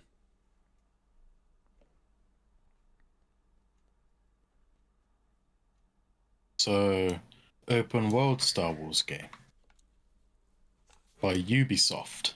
Oh, God. Oh, that'll be the rest of the Ubisoft games then next. I like the sound of an open world Star Wars game by Ubisoft. I am not thrilled whatsoever. Yeah. I mean, I think an open world Star Wars game done right could be like incredible. Like depending on like the character, because I'm assuming it's probably not going to be like a open world type thing. Like I guess the type of thing I'm thinking of is like Elden Ring or anything. It is probably going to just be a single character, because it is going to be story driven, and they don't usually switch between characters much, especially in the Star Wars franchise, I've noticed. So I would very much like it to be good, as I would like anything to be good, but I don't have much hope for it. I mean, it is worth saying this, and I'm probably going to butcher the pronunciation of his name, but the CEO of Ubisoft, Yves Guillemot, or Guillemot, probably not how you pronounce his name, but whatever, the CEO of Ubisoft did say it will be an original Star Wars adventure that is different from anything that has been done before. Sorry, he doesn't have the ever, but it'll be different from anything that has been done before. And from that, I can glean it will involve climbing up towers to reveal things on maps, and then taking out outposts, and maybe some parkour mechanics or rock climbing mechanics. And also, if it's going to go down the route that most Ubisoft games have gone down recently, all of the enemies will be huge bullet sponges. Well, that would be very weird for Star Wars. Well, even more so. I don't think he got what I was going for there. No. No, I didn't. It would be an interesting choice if you exclusively use a slug thrower in Ubisoft's Star Wars open world game. Oh. I mean, that would be pretty neat. Just going around just fucking decimating people with a slug thrower. I want to see them like get obliterated. How do you decimate someone with a slug thrower? You shoot them, and then how do they they then are decimated. How do they then break apart into 10 pieces from that? What? Not 10 pieces. That's what decimate means. Really? Yeah. Oh, Deci. Deci. I God. always just thought Learn it meant the like... fucking English language, Alex. Jesus Christ. I just thought it meant annihilate. Holy shit, I'm learning so much tonight. Nope, that's why it really annoyed me that they started calling the snap decimation in MCU, because it was half the population, not 10%. Have they actually done that? I haven't clocked that. Yeah, they started calling it decimation for a while. But yeah, the word decimation comes from the Roman punishment. In the army, they would, if like they were trying to punish someone for doing something and they didn't know who did it, they would just kill 10% of the troops. All right, Which well, is a real in problem that because then they case- didn't have a Not a guilty centurion. person or They not. had a Yeah, I've got whatever memories. a 90 turion is in Latin. All right. Well, in that case, I hope they have the skeleton structures of the NPCs can be broken away, No. so I can just continuously shoot a body and decimate it. No, because that's not Star Wars if you do that. Star Wars Why should not? never be gratuitously violent. It's like anti-Star Wars. I would very much like it to be gratuitously violent, though. Then you don't Can't it? want you don't Limb want Star loss is Wars a bit then. far. Yeah, no, they could do limb loss with lightsabers, but like shooting someone's arm off so I that was it's like a making bloody. joke. Oh, okay. I thought you were taking the piss as No, well. I was to be saying honest. that gore has no place in Star Wars. Like blasting people's limbs off and it being gory and gratuitous has no place in Star Wars. That's like at that point you want sci-fi D&D basically. Be okay with it. It's not Star Wars. It's just not. It's like Star Wars is for kids ultimately. But they could make a game that wasn't for kids. Be But fine then with it an wouldn't be exception. tonally Star Wars. That's like the level of violence you can do in Star Wars is exactly the line that Clone Wars and The Mandalorian toe, where it's like there's the implication of gratuitous violence, but they never actually show it because that's not Star Wars. Star Wars is not a gory world. Star Wars is not a gritty world. Star Wars is not a world where people die with their guts coming out of their stomach. That's not Star Wars. I'd be okay with it. But it's not Star Wars. It's just not. Literally, if you made something like that, the whole tone of the universe that you're showing would shift and it wouldn't be Star Wars anymore. It'd be something that visually somewhat resembles Star Wars. It's like Batman killing people suddenly becomes not Batman. It's the exact same thing. All right. You All change right, something then. fundamental to the makeup of the IP, it no longer is the IP. All right, then you can shoot off their limbs, but there's just no blood or guts or anything. I mean, fuck me, Darth Maul got cut in half. We've got Lego. Yeah, Star but it's Wars not. for that. But it's not graphic. Exactly, so we won't make it graphic. But it doesn't You can make just sense then if you're shooting someone with a bullet and it's not graphic at all. Lasers you could do. But you said slug throwers blowing them up limb by limb and being able to blast a corpse into 10 different pieces. That's not Star Wars. Well, I'm pretty sure if someone got shot by a slug thrower, something's gonna happen. Yes, they would probably fall over as a ragdoll in Star Wars because that's what Star Wars is. Like, Okay. I'm sorry, when people say this sort of thing about Star Wars, like Star Wars theory being like, yo, I just want to see Darth Vader just murder a bunch of people in gratuitous violence. I'm like, that's not Star Wars. That's just, you don't, that would then forever shift the view of Star Wars, which is one of the many reasons why I don't think Force Unleashed actually works, is because as a player character, you shouldn't just be able to torture stormtroopers relentlessly. It's not Star Wars. I like that. Okay, then you don't want Star Wars, you want something else. I would recommend asking for a video game Starfinder then, which is sci-fi Pathfinder with laser swords. I don't know. I like it. I like gratuitous violence. Yeah, I do too. It has no place in Star Wars. I think it does. Then you're wrong. I mean, Anakin looked pretty melted to me. Yeah. Yeah, I mean pretty... that's one of the interesting examples, but you don't see his flesh literally melt and boil and bubble off of him. Like Raiders of the Lost Ark has a more gratuitous person's face melting. And there's Anakin's brother. Oh, what? Uncle Owen. Uncle Owen. But that's Skeleton.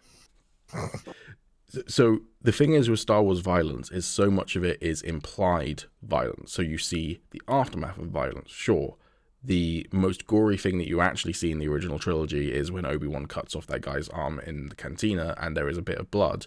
Notice how every single time someone's limb gets cut off with a lightsaber after that, it doesn't. It cauterizes the wound instantly because it's not supposed to be that level of gore. It's not supposed to be that level of violence. You have limbs coming off. You have people getting hit by lightning. You have people implied to be cut in half by doors, but you don't actually see it because then it's not Star Wars. Again, if they had made Rogue One and one of the characters got shot and the guts literally fell out of their body like it's a fucking Vietnam War film, that's not Star Wars at that point. That's something What about else. the poor Tauntaun? Yeah. It's a creature. They can get away with that because it's not human. Alright, can we shoot off the limbs of creatures then? But why would you want to as a player character? That's not Star Wars and enabling the player to do that. Because I want to keep warm. What if if it was a story, what if my player sure. character wants to do that? Right. What you're not understanding is giving the player the ability to do that in Star Wars then makes it not Star Wars. That would be like, being able to go and murder children as Batman or run people over as Batman in the Batmobile, which, notice in Arkham Knight, you can't do that. It literally stops you from doing. You can't throw people off buildings because Batman does not kill. You can blow up tanks with people in, though. The people aren't in the tanks. They're drones. I'm playing Arkham Knight at the moment. Oh damn! I thought there were people in They it. are drones. You can They you can state cause it a few times in the game, I think. Yeah, you can cause APCs with people in them to crash, but then they all get out and they're all conscious, and then you can beat them up afterwards. Damn! I thought there were people in them. Nope, you cannot kill as Batman, because if you kill as Batman, you are no longer Batman. If you dismember people in a gratuitous fashion, it's no longer Star Wars. If it's implied, because you're playing a Darksider, then you can do it as Star Wars. But Star Wars has a very specific tone that when you start to shift away from it, you're no longer doing Star Wars, you're doing something else. So all these like fan films, they're not Star Wars. Anyway, next title. Also, apparently, decimation modernly can be used for just the destruction of a large proportion of a group or species. So it can't be used for an individual, but it can be used in the way that apparently Marvel used it. However, I feel like that's probably an American version of it, because that's wrong. Yeah, I don't like that. Literally deci. Yeah. Right. Yeah, next title. Star Wars How many more Eclipse. have we got? A couple more. We're like halfway down the article. Alright. Star Wars Let's Eclipse, shoot we've already through talked it. about it at length. It's the High Republic video game being made by the people who made Detroit and Heavy Rain and all of those games. Unfortunately, the head of Quantic Dreams is a massive homophobe and transphobe, and so them doing a game based in the High Republic era, which is the most inclusive era of Star Wars, is very problematic, and lots of people don't want to support the game. But the trailer looks pretty neat. Cool. Next. I hope we Hopefully- get to cut people in half. I hope that David Cage is not involved in the game at all. God damn it. If you want to cut people in half, go play The Witcher. You can do it in that. I'll get around to it. Respawn and Bit Reactor's Star Wars strategy game. So Respawn are also working on another game with another studio, Bit Reactor, to make a strategy game. No other news about it. Apparently, it's going to be worked on by former XCOM devs as well, as part of that studio. I'm actually kind of excited for that. If it's going to be like XCOM, because I know there's a big like overhaul mod for XCOM 2 that makes it Star Wars and everything. And I'd love to see a Star Wars game in that type of gameplay style. I think that would be really cool, actually. Agreed. And then Amy Hennig and Skydance New Media's Star Wars game. So after Amy Hennig, who directed Uncharted 1 and Uncharted 2, and I think she did Uncharted 3, I'm not 100% sure on that one, was going to do a Star Wars game. That one then got canned, and now she's doing another Star Wars game. So... is this I think this might be the one where it's like a brand new studio, isn't it? Skydance New Media is a new studio that's also working on a Marvel IP. Yeah, I don't know how to feel about this one. I mean, I don't have anything to say particularly bad or good because obviously it is brand new. But I am a little wary that it is a brand new studio working on something as big as the title of Star Wars. I watch a lot of I think his name is Matt McMuscles, who does the What Happened series on YouTube. And like there are quite a lot of horror stories of like new or small studios taking on like massive games and just like failing horrifically. So I hope that isn't the case. Again, as I said before, I hope things are good because why would I wish for a bad game? But I am a little skeptical.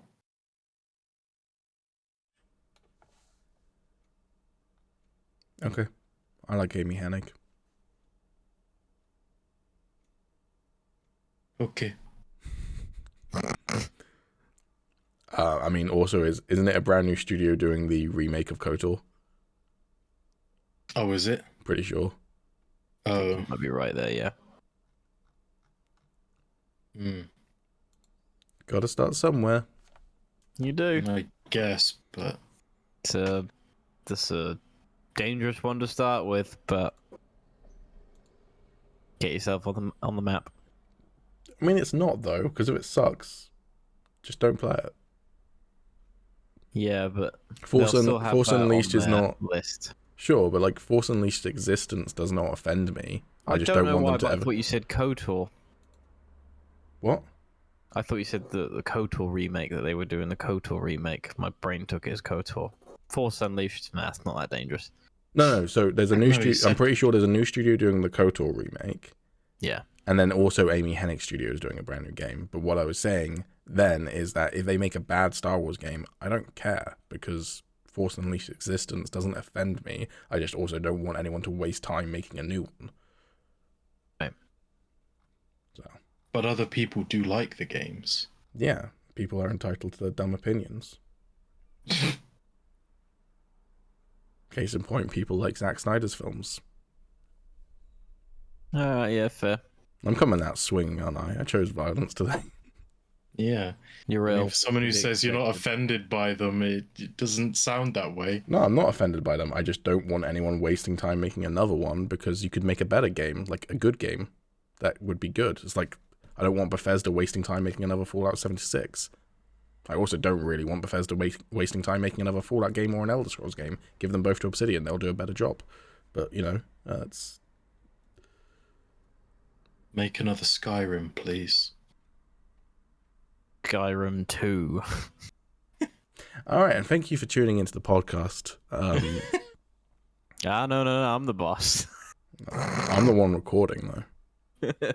And I don't know whether virtual recording using OBS applies to this, but in film and TV media making stuff, technically, the person who clicks record on the camera is the person who owns all of the rights to the footage then recorded on that camera.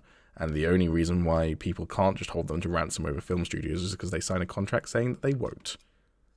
And I haven't signed a contract. So therefore, I can hold this podcast hostage. We better write one up. Shit. Unless, as I say, that law doesn't apply to something like OBS, because I don't know. Are we out of titles yet? Yeah, it was all the games. That was all of them. Yeah. Also, real quick, still on Star Wars topic stuff. So Hayden Christensen confirmed that he went and watched Clone Wars and Rebels before coming back to play Darth Vader in Obi-Wan Kenobi, and he said that he really liked them, loved to like re-immerse himself in that world and those characters. That's pretty fucking neat. Yeah, I never really thought about him seeing them before, but I am very glad he did that. It shows that he's committed to the role, which I never had any doubt about anyway. Yeah. You know, I knew that he always loved Star Wars as a kid, and the role meant a lot to him when he was doing the prequels. And it's just nice to see him have that same kind of passion for it, really. Yeah, and I hope it will help. I never. Here's the thing with Hayden Christensen's performance. I don't think Hayden Christensen gives a bad performance given the content he was given. Like, if you watch Hayden Christensen in other movies, particularly predating the prequel trilogy, he's a really fucking good actor.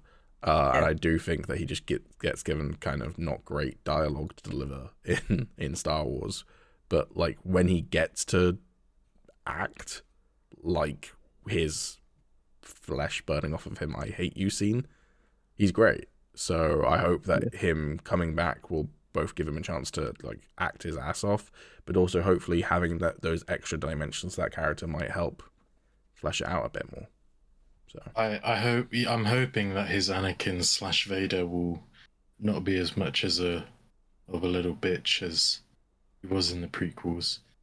Because the problem is like when I first watched prequels, I was like, I didn't see anything particularly wrong with the way it was acted or anything, and I still think Hayden Christensen's a good actor. Like, I still don't dislike his performance, but like, when you compare live action Anakin to Clone Wars Anakin, it's hard to see them as the same character, because Clone Wars Anakin is the type of character that I could actually see becoming Vader. It's like, the hairstyle, right? That's why it's hard to see them as the same. Because yeah, definitely. When you first see him in Clone Wars, he looks a bit different. Yeah, that's the only thing. But yeah, like, looking back at it, I'm just like, yeah, I can see how Clone Wars Anakin could become Vader. But then you watch live action and you're just like, oh wow, he's like, you know, he's almost. I feel like they really nailed how smart and everything Anakin should be in Clone Wars, and then in live action, not so much. Like, he is just very, very sort of like juvenile a lot of the time. He's just immature, whereas the Clone Wars one kind of like boosts his maturity up a little bit. It's just kind of hard for me to like distinguish. I would agree with that, but I also say that he's much more juvenile in Attack of the Clones, where he is juvenile because he's 17 years old. And then Revenge of the Sith, I wouldn't say he's really juvenile or whiny. He's just being manipulated by the dark side. I do completely agree that Clone Wars 100% enhances the entire character and, you know, makes that experience 10 times better. But I don't think that Anakin is that whiny or childish in Revenge of the Sith. I mean, maybe not so much, but even still, like, the difference between that style of character and Clone Wars, I still feel like there's such a like gap between them, especially seeing as it is meant to be the same character canonically. It's like he just has like these wild sort of personality changes, and I mean, maybe that could just be part of the character, but it just doesn't seem to sit well with me knowing what Vader then becomes, being like this sort of like, I wouldn't say calm, but like, he's definitely level-headed and like way more strategic and everything, and like that is definitely way more of the Clone Wars Anakin that we got to see, you know? I would also say again, it's Vader still has his emotional bouts. He once nearly broke the windscreen of a Star Destroyer. I don't know what to call it other than the windscreen, but like he punched it, or no, he didn't punch it. He just like crushed it with the force while there was just a bunch of other Imperials on the bridge of the Star Destroyer just because he got angry. So like he's definitely not always calm or level-headed. And like one of the biggest moments that he has in the trilogy is going, you know what, fuck this guy, and throwing Emperor Palpatine down a hole. So I mean, like, I get that, but I mean, there's a difference between still getting angry and having emotions, because that's the same way that Anakin was in the Clone Wars, you know? Like, case in point, the time where Padme was trying to, you know, like, butter up, I can't remember what his name was Rush now. Clovis. Yeah, like, when that was going down, you know, when he just started a fight with him because he was like, yo, you trying to steal my bird, bitch? You know? Like, yeah, like that's the type of thing that Vader would still do. That's the type of anger that suits the character. But live action Anakin, just, it is more like he's just like a stroppy teenager, you know, like that type of anger, rather than an actual, like, oh, you're seeing the dark side come out in him. It's more of just like he's just throwing a tantrum, a bit like Kylo Ren actually. That was the way I first felt when Kylo Ren was first introduced, when he was just like, you know, just slashing things up. Like, it was way over the top, and I was like, oh, he's just like a stroppy kid. And then like we get to, as his character developed, I feel like he then became more sort of level-headed and strategic. But I would say that, you know, that's very much intentional for Kylo Ren's character. Yeah. And, you know, the entire crux of The Last Jedi's final act, where he fights Luke, is reliant on him being hot-headed and angry and irrationally angry at seeing Luke again. And that very much plays into that idea. But yeah, no, I think I'm excited to see Obswad's Knobs. It'll be okay, I think. Tommy? Big shoes to fill. I'm not really sure if it'll be good or not. Oh, also, Hmm. this isn't in the topics thing, but the composer for Obi-Wan Kenobi was confirmed. I can't remember her name off the top of my head right now, but it is the same composer who did Loki. So John Williams was confirmed to be doing a theme for it, but he's not composing the entire show. Is that the same woman that egged Simon Cowell? That's what I was going to There say. it is. She is also the one who egged Simon Cowell. So I just love to see her career just going from height to height to height. I mean, I don't think she'll ever top the Simon Cowell situation, but, you know, it's great that she's, you know, an actually successful composer after having done that. Good on her. Yeah, that's brilliant. I mean, she's had a controversial ups and downs, but you know, you can't make an omelet without breaking a few eggs. I like that one. Tommy. Your top Yes, says subordinate. your top says design for performance. As a 5 foot fuck all person who sits on his ass as soon as he gets home, how is your shirt designed for performance? Well, I mean, I'm a landscaper, so I've been lifting all day, bruh. Oh, did you wear that to work, did you? No, this is when I get back. I was gonna say, it's disgusting if you're sitting in your work clothes right now. No, I'm not saying my work clothes right now. Don't worry. This I bought for when I go back to the gym. Okay. Yeah. Whenever that'll happen. Cool. Next bit of news. Tommy, if he loses the Piston Cup, has yet another game to play because they just announced Tales from the Borderlands 2 or a new season or whatever it's going to be I'm called. okay with playing this one. You can't. He's going to play them okay. all. It's fine. Yeah. I was just gonna say, like, it makes no sense to me how you could like playing a game set in the Borderlands world with pretty much the same humor and everything, but somehow not like the other Borderlands games. I'm fine with the setting. I don't like the gameplay. That's madness to me. But okay. Also, I mean, yeah, you're going to end up playing them anyway. It's madness to me that you like the gameplay for Force Unleashed. me too. Also, while we're talking about Piston Cup, 2 other updates. So I promised that I would slap them if they hadn't set a date by Monday, and they haven't set a date, so I did slap them. Tommy kind of dodged his, but still. Yeah, because of mine connected. I'd just like to point that out. Yeah. But also, I'm fat and slow. I couldn't avoid it. well, you were also the first one, so Tommy knew it was coming. But also, we got Alex to agree that if he loses the Piston Cup, rather than Tommy owing 50 quid to Callum, Tommy will instead guide Alex through a playthrough of Elden Ring for the channel. Which I think me and Callum should then shoutcast so that all 4 of us are involved. So we kind of come in, similar to the WWE thing, we'll be commentators. Yeah. But just don't know how to play ourselves. I mean, after we do the Piston Cup, we've got to come up with another tournament just between Callum and Pete, right? Like, we can't be the only 2 that have to suffer. Said we're going to suffer. I mean, you're going to suffer when you lose, but, actually taking part is going to be great.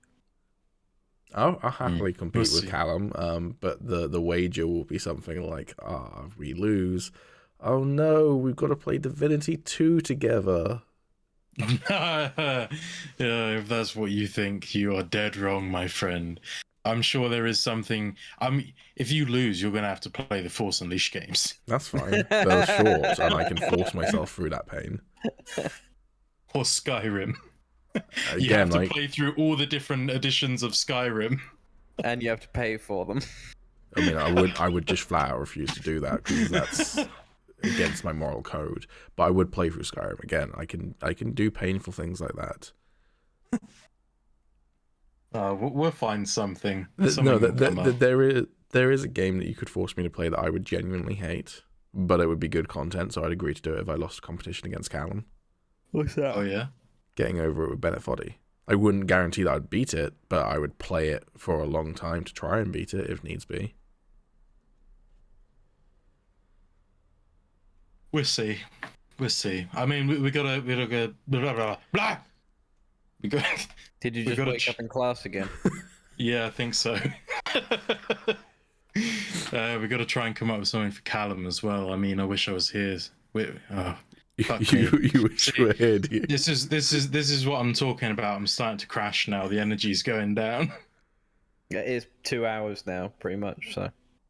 All right, Tommy. When are you guys recording the Piston Cup? Well, Alex has passed on the information of which games I need to buy.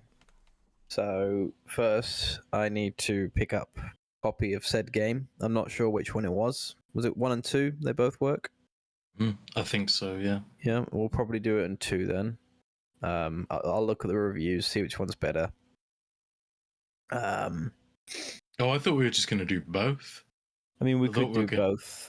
If it's a situation of they both have their own things, then we can do that. But if 2 is just like a better version of 1, we'll just do it on 2. A bit of research. You can get on that, Alex, as the one with the games. And then we'll write up a tournament, and then we'll record it. Thanks, Boris Johnson. So when is the recording date? Well, you see, a car. I didn't know there were any parties. Well, that's very topical. I didn't know there was a recording date. All right, Boss Ness. Fuck it. 2 months. Two- 2 months. Not for a release date. Filming. 2 months from now, you're gonna film it. You've been Maybe. promising it for like 4. Okay, that's fair. 2 weeks. All right, cool. In 2 weeks, we will report back on the podcast whether they've recorded it or not. Started recording. Is it not going to be done in 1 day sort of thing? I mean, maybe not. It depends what we come up with. It could be. We'll write stuff up too. We gotta get challenges. We might have to do some things in the background to make it more interesting. If I was in charge of the Piggledy podcast, I'll be so disappointed.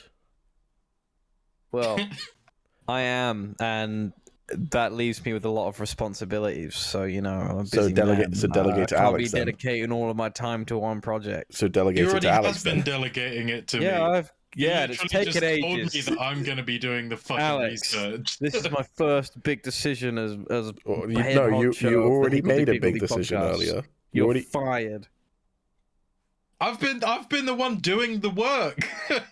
Yeah, and I've been bankrolling it. I don't have what I need. All right, you're hired, Okay. Also, alright. but no holiday. You said earlier that you were making your first biggest decision, which was to get Alex to go through the games for Star Wars. So that was your second big decision. No, that wasn't a big decision. That was just my first decision. I'm pretty sure you my introed first it as your job. first big decision, but okay. No. But you'll have the recording. You can tell me. I imagine he'll replay it if I'm wrong. Or I'll in edit, slow or I'll motion. just edit it in with. Yeah. Or I won't, because I'll be lazy. You shouldn't be admitting that to your boss. All right. Well, When you start paying me to we're- edit, then I'll stop being lazy. Until then, I'll keep working on. All right. Until then, I'll keep working on. on Star Wars Saga Edition, which I also do for free. So All right. After.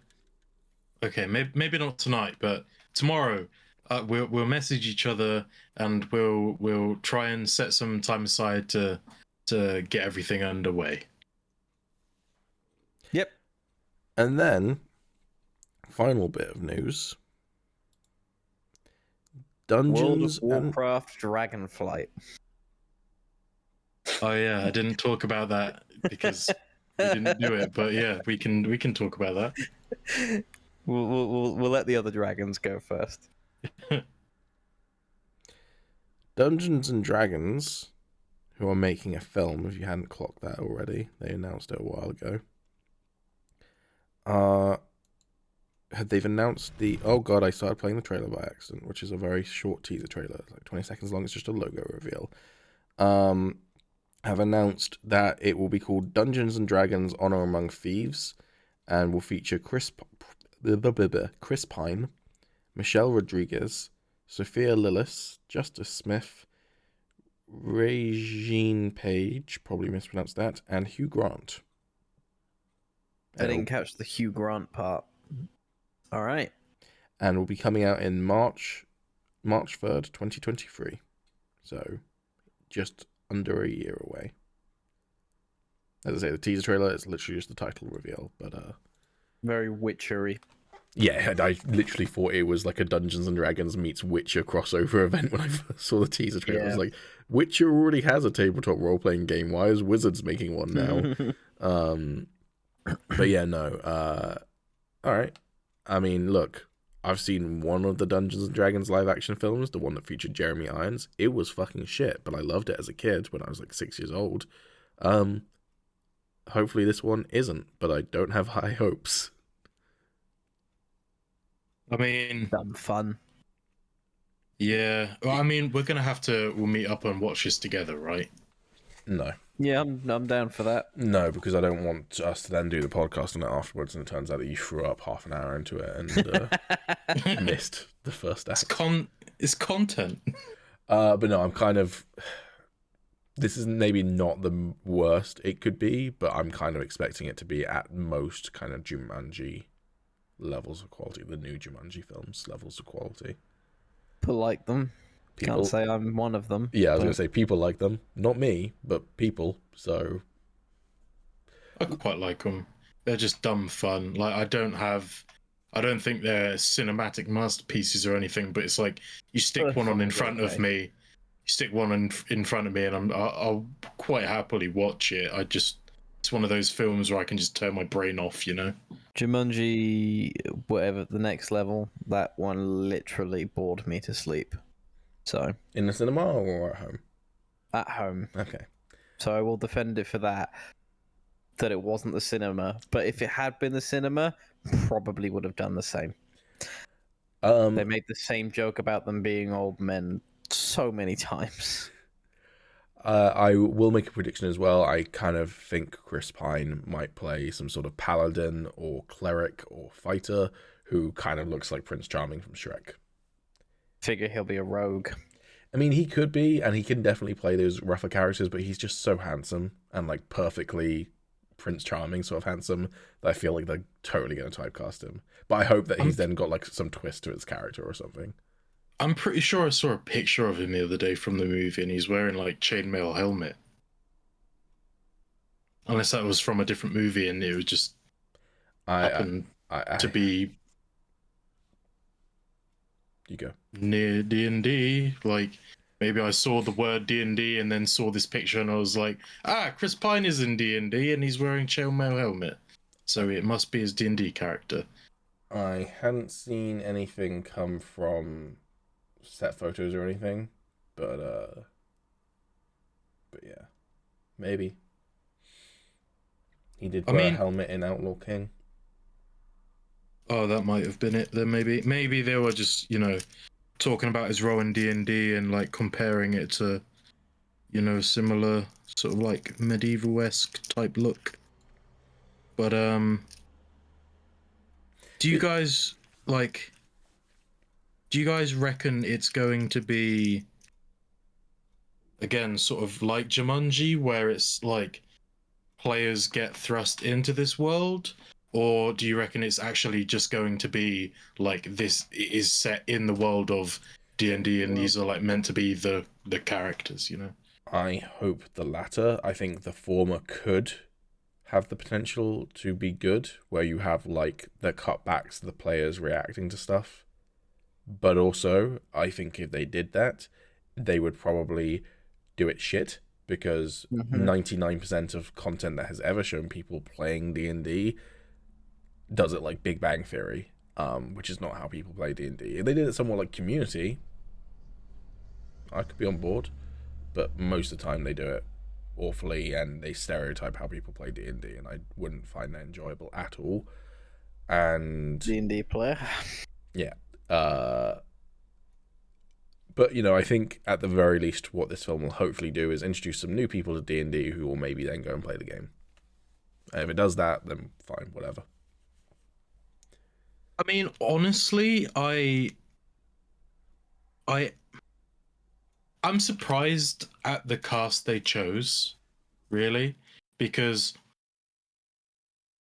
it seems I know why they chose that cast, especially because of like a couple of the bigger names in there.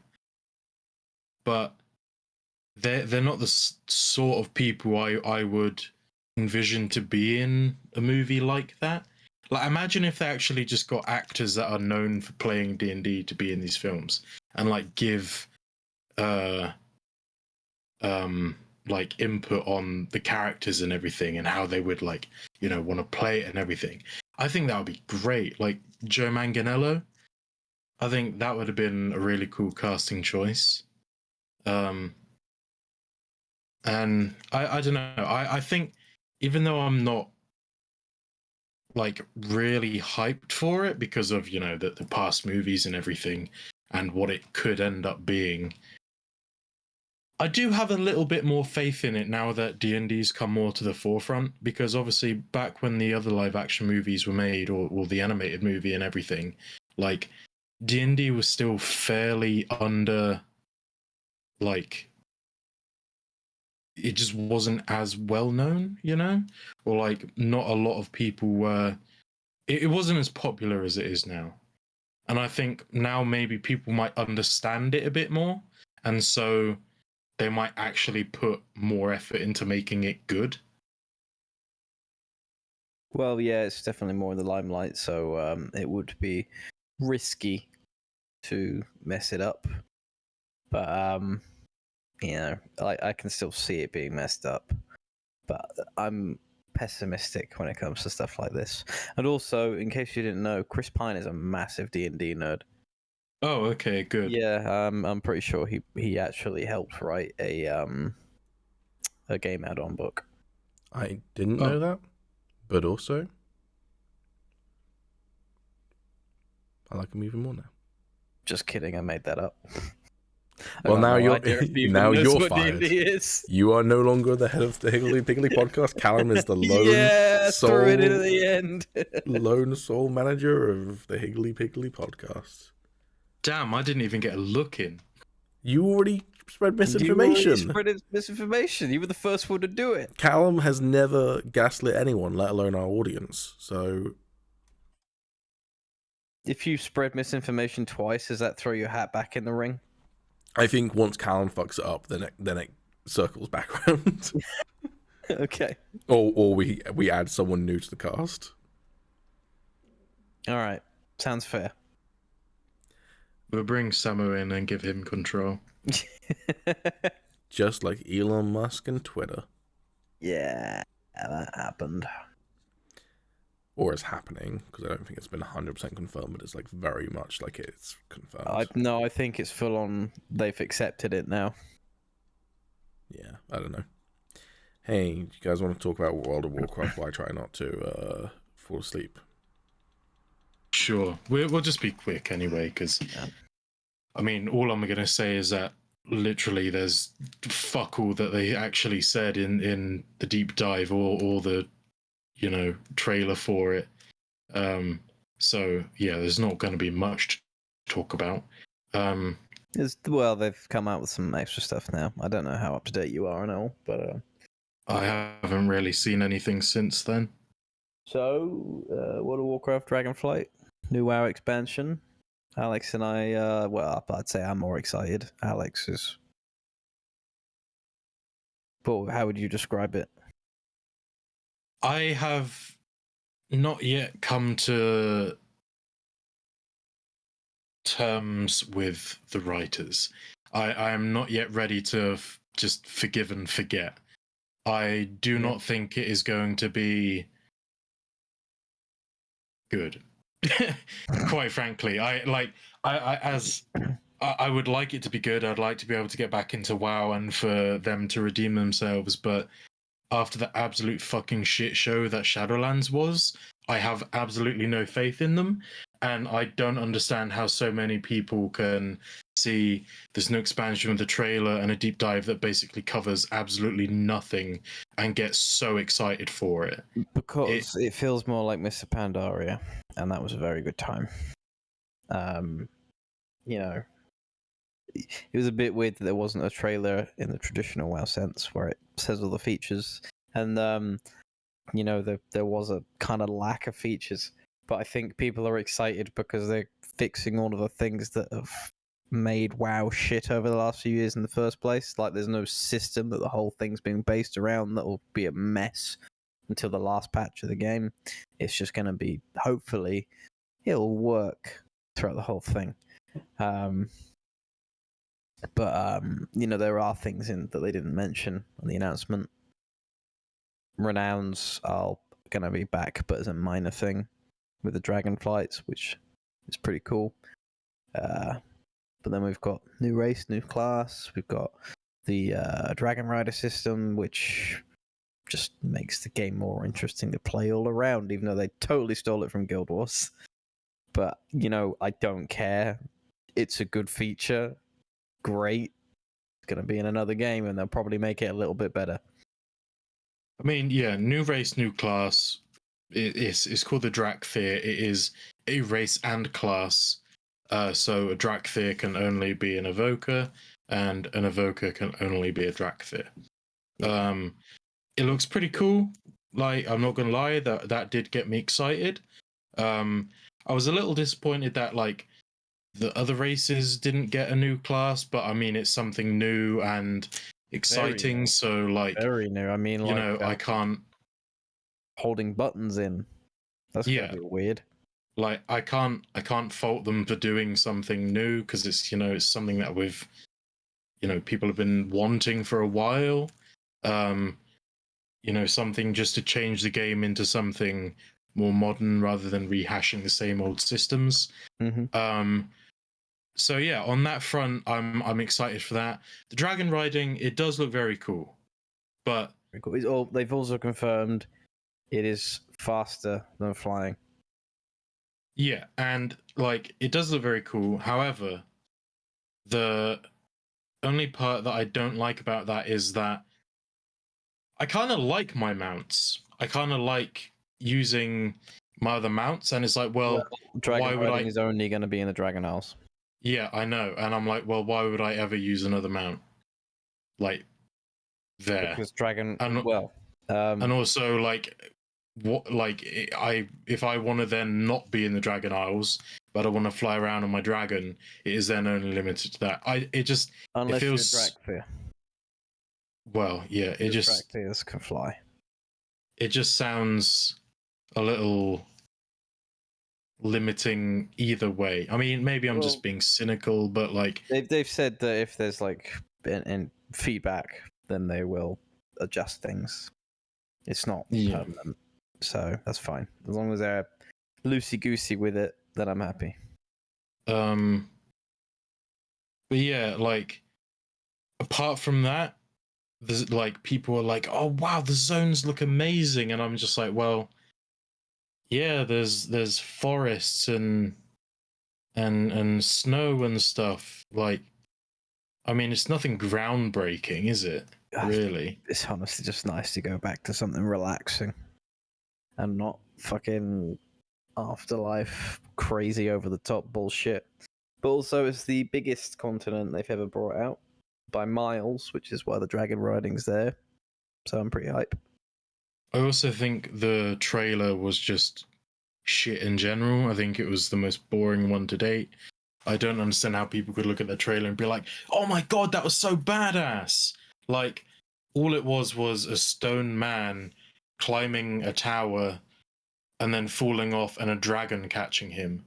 I could understand if this was like the first instance of dragons being introduced to the game, but like because people knew it was the Dragon Isles. That's why. Yeah, but like, this is a big deal. It's like, obviously you haven't been a WoW as all the Wrath babies and before that, but you know it's a big deal, and they didn't make it stupid by throwing a bunch of evil shit in there. It's just nice and chill. It is what it is. I think that has been missed in WoW a lot.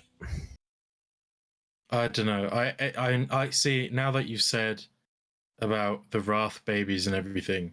I now just feel excluded because it won't be when you play the game, and it's not like they're just labeling it to Wrath babies, but they're not labeling it to Wrath babies, but it's just the feedback has been that the direction they've been taking in WoW, taking WoW in is it's not liked. Everyone can agree on that. Basically, what that was saying, okay, we're gonna take it back to what you like, and I hope that works. I don't know. I just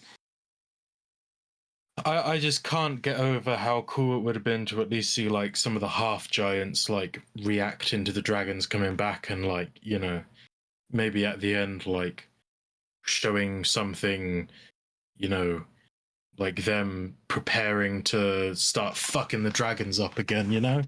Like it just didn't have anything in it for me, basically. Who knows, maybe we'll get more cinematics. Well, Dragonflights are a pretty big deal. Probably not, but it'd be cool. I hope it's good. I really hope it is good. I really want it to reinvigorate my love for it and redeem itself after BFA and Shadowlands. But I just have no faith in them. They're gonna have to damaged. They're gonna have to, you know, follow in Endeavor's footsteps. And, you know, Endeavor said, "Just watch what I do." So they're gonna have to actually prove to me that they can make the game good again, rather than just telling us all about these nice new features and using flowery words to describe essentially nothing. For the talents being back. Genius. Yeah, I mean, I don't feel either way about it. I'm a little bit worried because usually talent trees like that scare me, and I end up just like, You should just go on Icy Veins. well, exactly. That's going to be my saving grace, because when I see like a massive talent tree where you have to like put in multiple points into things, I'm just like, shit.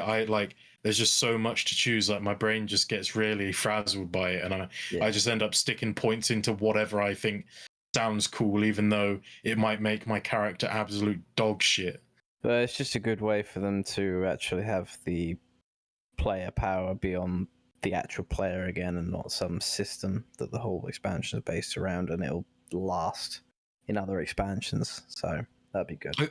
I gotta say, I do like the customization aspect of it, of that you can like put more points into like, say, a healing spec, or or like healing talents, or more DPS. I do like that aspect of it. I'm kind of excited to see how that's going to play out. Like the old days, the glory days. And also Wrath of the Lich King Classic. Probably should mention that. Yeah, I'm not too That fussed. is for the Wrath babies. I mean, I might play it, but also I'm not too thrilled about the idea of having to pay like an extortionate amount just to get a character boost to then be able to transfer it over to like the Wrath, whatever. Like that, it just sounded so fucking complex when they introduced that for well, if Burning they do Crusade. it again, I don't know, but whatever. But yeah, Gotta make money. Well, as if they don't have enough. Well, exactly. I mean, have you got to buy the expansion? I don't think you have to buy the expansion. You just have to pay to have your character put there. Yeah. Yeah. Or can you just make a new one on there? Because you can just make a new one, but you'll be level 1. I'd probably just. Oh, that's a bit shit, actually. But then again, I never got to max level in Classic anyway, so. True. Anyway, I can see the life drain from Pete's eyes. Has he muted us? I think he might have muted, or he is just dead with his eyes open. No, I didn't mute you. I was zoned out though. Yeah. So the life was draining from your eyes. An hour ago, Elon Musk has officially bought Twitter. Yeah. So before we started the podcast, it was still like rumored, but like heavily implied. Now it's confirmed. Breaking news. Yeah, but by the time this is up, it will be at least 24 hours old. As is the way. So this is after he proposed that he buy the whole thing outright, rather than just a small share he was gonna. Yeah, he's buy in the beginning. The whole thing now. Yeah, so he bought like a 9% share, I think it was, which was the majority. Yeah, which was the highest percentage. Yeah, and then he's now offered somewhere in the region of $43 billion to buy the entire platform out. Yeah. I have thoughts on people with money. Yeah, man's trying to take over the world. It'd probably be less expensive for him just to start his own one up. Yeah, it went so well for Trump. Disagree with that. It probably would be, to be fair, but it wouldn't be successful. Because who would want to spend time on the same social media platform as Elon Musk if that was the main selling point of it? Like, if you're already on the same one, whatever, but who would want to go to another social media platform because Elon Musk is there? Fucking weirdos is the answer. Well, I don't know if it'd be just the fact that he was there. It's more the fact that if he implemented different features and stuff that were better than other platforms. But I mean, I would still agree with you, because I mean this whole what was it, was it Facebook that was going to make like the gaming social media or something, where it'd just be like, I can't remember. I feel like we talked about this on the podcast a while ago, But I It just wasn't Facebook. I think it was just some company.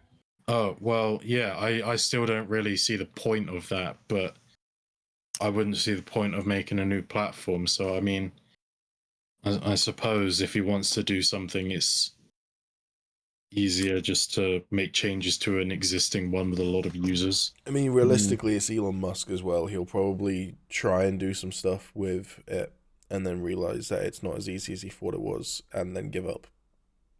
Because it's Elon Musk. We'll see. Yep. We'll see. Anyway, are we ready for the next segment? It's the media that we and I forgot to do the title card last time, but now I'm gonna remember to do the title card this time, and this is the title card.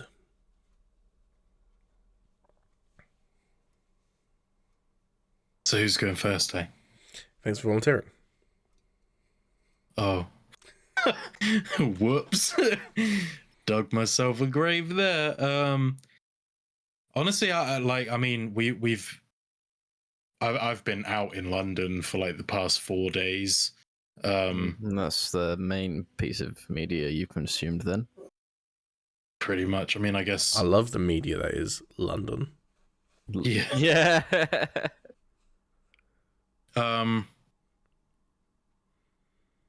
But apart from that, I've not really had much time to actually do anything. So anything I have been doing when I've got time is pretty much just playing TFT, WoW, or watching My Hero Academia again for like the 5th time or something. Apart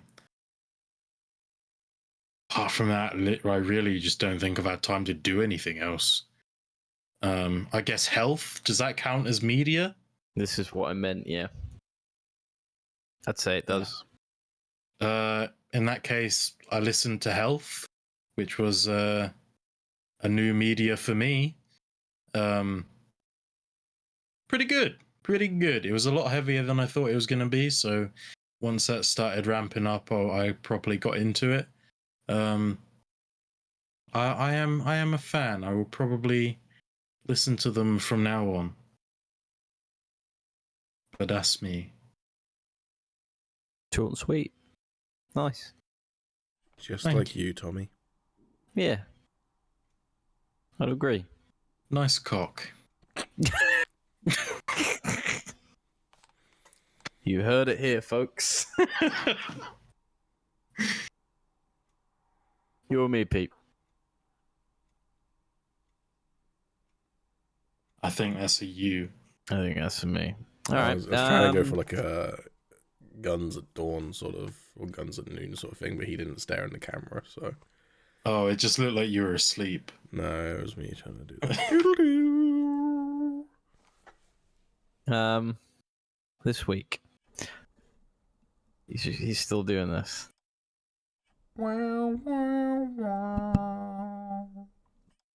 For a second there, he had the crazy eyes that I had when I walked into the elevator. Or when you stare at someone across a circle. Yeah.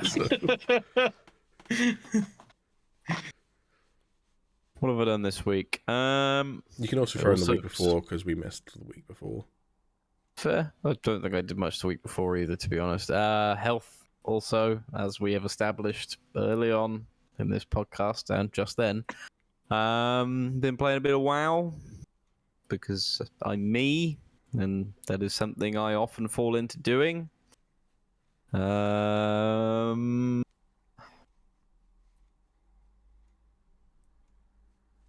TFT. Nothing out of the ordinary this week or the week before. Yeah, been pretty dull 2 weeks. Oh, we all played some Jackbox, which was pretty fun. We did boot up the old Jackbox. And we decided, fuck you. You don't get that as content. No. It was Alex who made that creative decision. Yeah. Don't think I did. Well, you were one of the 2 owners of Piggledy podcast back then. It wasn't my decision, so. And the one who had the game. And you're the one with the game. You're the one streaming it. You know. I mean, honestly, it didn't even cross my mind. Maybe we could do something on Jackbox in the future. Maybe if we're going to get the channel banned here. Well, actually, that's a good point. Yeah, maybe not. Or you just make jokes appropriate for the content we're making. Nah, No, that's not as fun. It's like, you know, how you can not do gratuitous violence when making a Star Wars thing because it's not Nah, that's what's appropriate for wrong with Star Wars. Yeah. Yeah, all of these years, all these Star Wars fans have been trying to theorize like where Star Wars has gone wrong, and like nobody can quite put a finger on it. But me and Tom, we've cracked it. Yeah. Master Skywalker, what are we going to do? Split right down the middle. There are literally fans who want to see a scene in Kenobi of Anakin killing younglings. Yeah, right. No. Right. Well, since Tommy's forgotten some of the media he consumed in the last 2 weeks, we also went and saw The Northman. Oh yeah, we did. Yeah, that was very good. I enjoyed that. Yeah, it was good. Can't talk about it much because fuckhead down here said he was going to go see it and then didn't. Yeah. I forgot. I'm sorry. I will pirate it. You better not. No, I'm kidding. I mean, if it's still on like this weekend, I might try and see if I can get to it.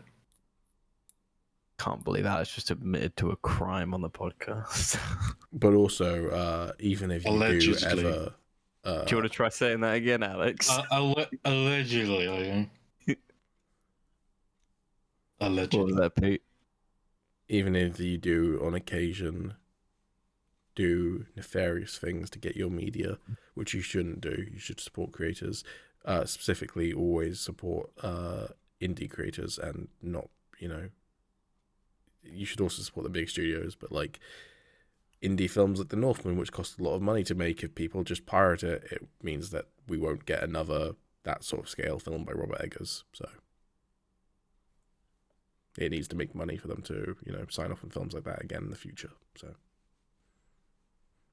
well, I generally don't pirate movies that are out in the cinema because I always do prefer just to go and watch them in the cinema.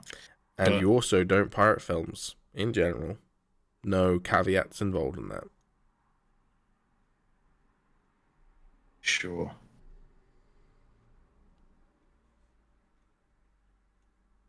So yeah, The Northman was pretty decent. Very decent. I was also house sitting for my parents 2 weeks ago, and so I played through the entirety of The Last of Us Part 2 on grounded difficulty. Oh boy, that is fucking tough on grounded difficulty. That's just not a pleasant gameplay experience quite a lot of the time. It's a lot of panicking and a lot of running and a lot of dying, but it was good. But having played through that game for the second time now, third time experiencing it because I also watched my mate stream it in its entirety, and I played part 1 on grounded like a year ago, so I've fairly recently re-experienced that. I'm where before I was like part 2 is almost as good as part 1. I'm now like part 2 is firmly as good as part 1. It's just different. So yeah, that was fucking tight. And then I've been playing Arkham Knight. Arkham Knight is a video game. I'm finishing my Batman kick. That's my review. Video of Arkham. game that works now. After this long. Oh, is it still a bit shaky? There's no reason why it shouldn't be absolutely fine on an RTX 280, but it's not always. Usually it is, but every now and again it just decides to just eat shit, and then I have to restart the game to get it to start behaving properly. That's frustrating. Yeah, not very often, every couple of hours, but I had it just before the podcast where it was eating shit. So Yeah. I actually, on the subject of Batman video games, I bought the Telltale Games Batman series the other day. mm-hmm. I might record that for the channel.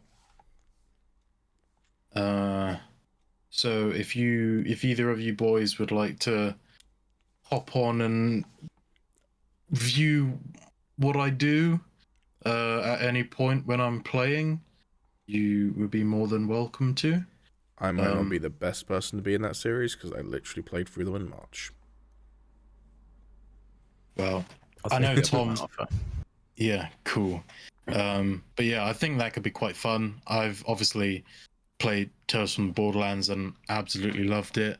But that's really the only Telltale Games thing I've done. And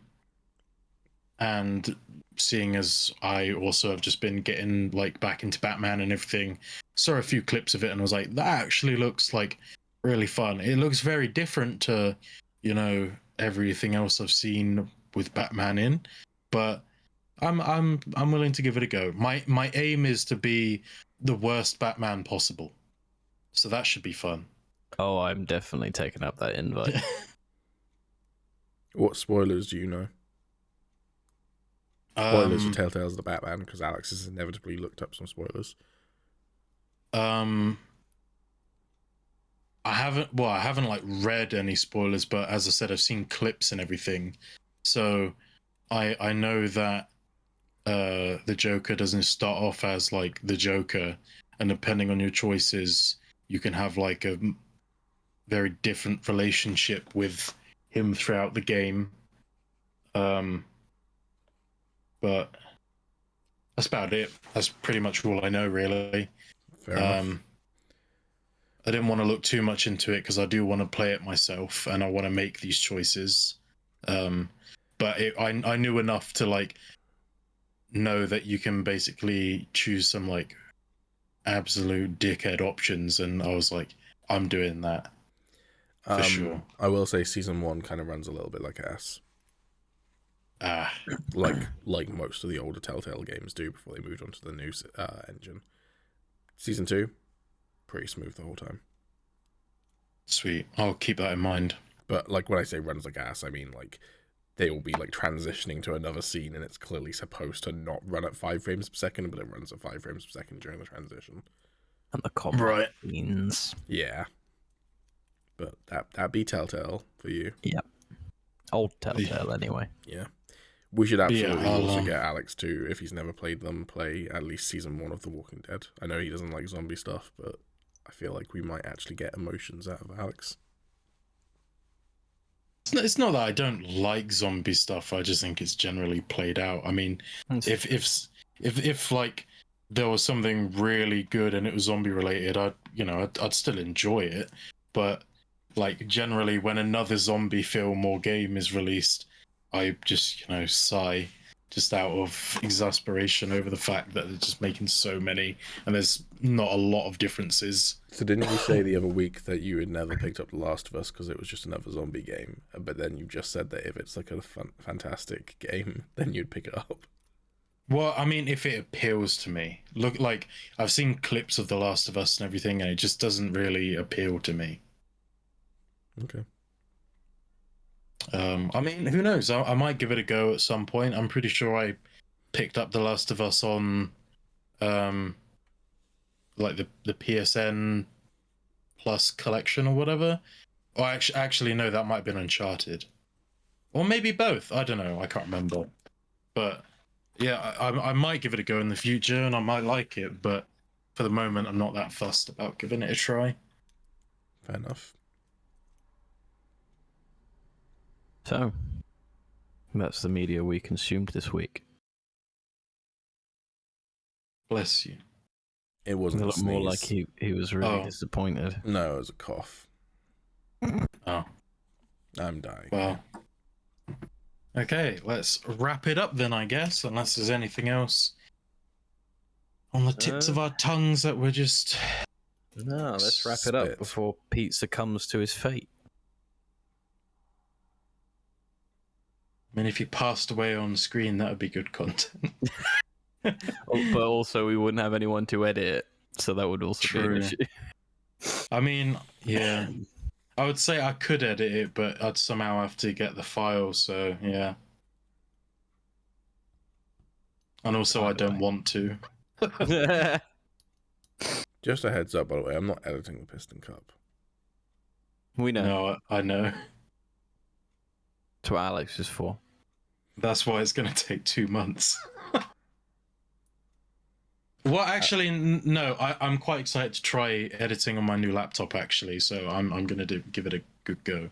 But it's been a while since I've had to edit a video, so I might be a little rusty.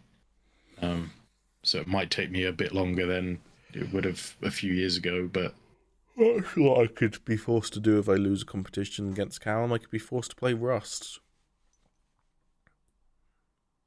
No, because that means I got to play as well, and I'll end up getting stuck on it for like 2 months, 3 months, and spend money on stupid skins that I won't use. Sounds like a recipe for success. Punishment for me as well, and I don't want to be punished for your loss. Isn't this entire channel a punishment for you? Yeah, okay, that's a good point. Isn't just spending time with us a punishment for you? Yeah, okay, that's a good point. Do you ever think about the fact that the crimes you committed as a Roman centurion are probably why you're stuck with us fuckers now? Wish I'd have been the 10% that got killed. And also, as for your comment on spending time with you being punishment, I think the term is doing time. Oh, It is was this a like prison reference.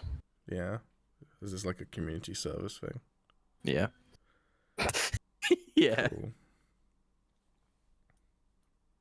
Instead of picking up the trash, I've got to hang out with it.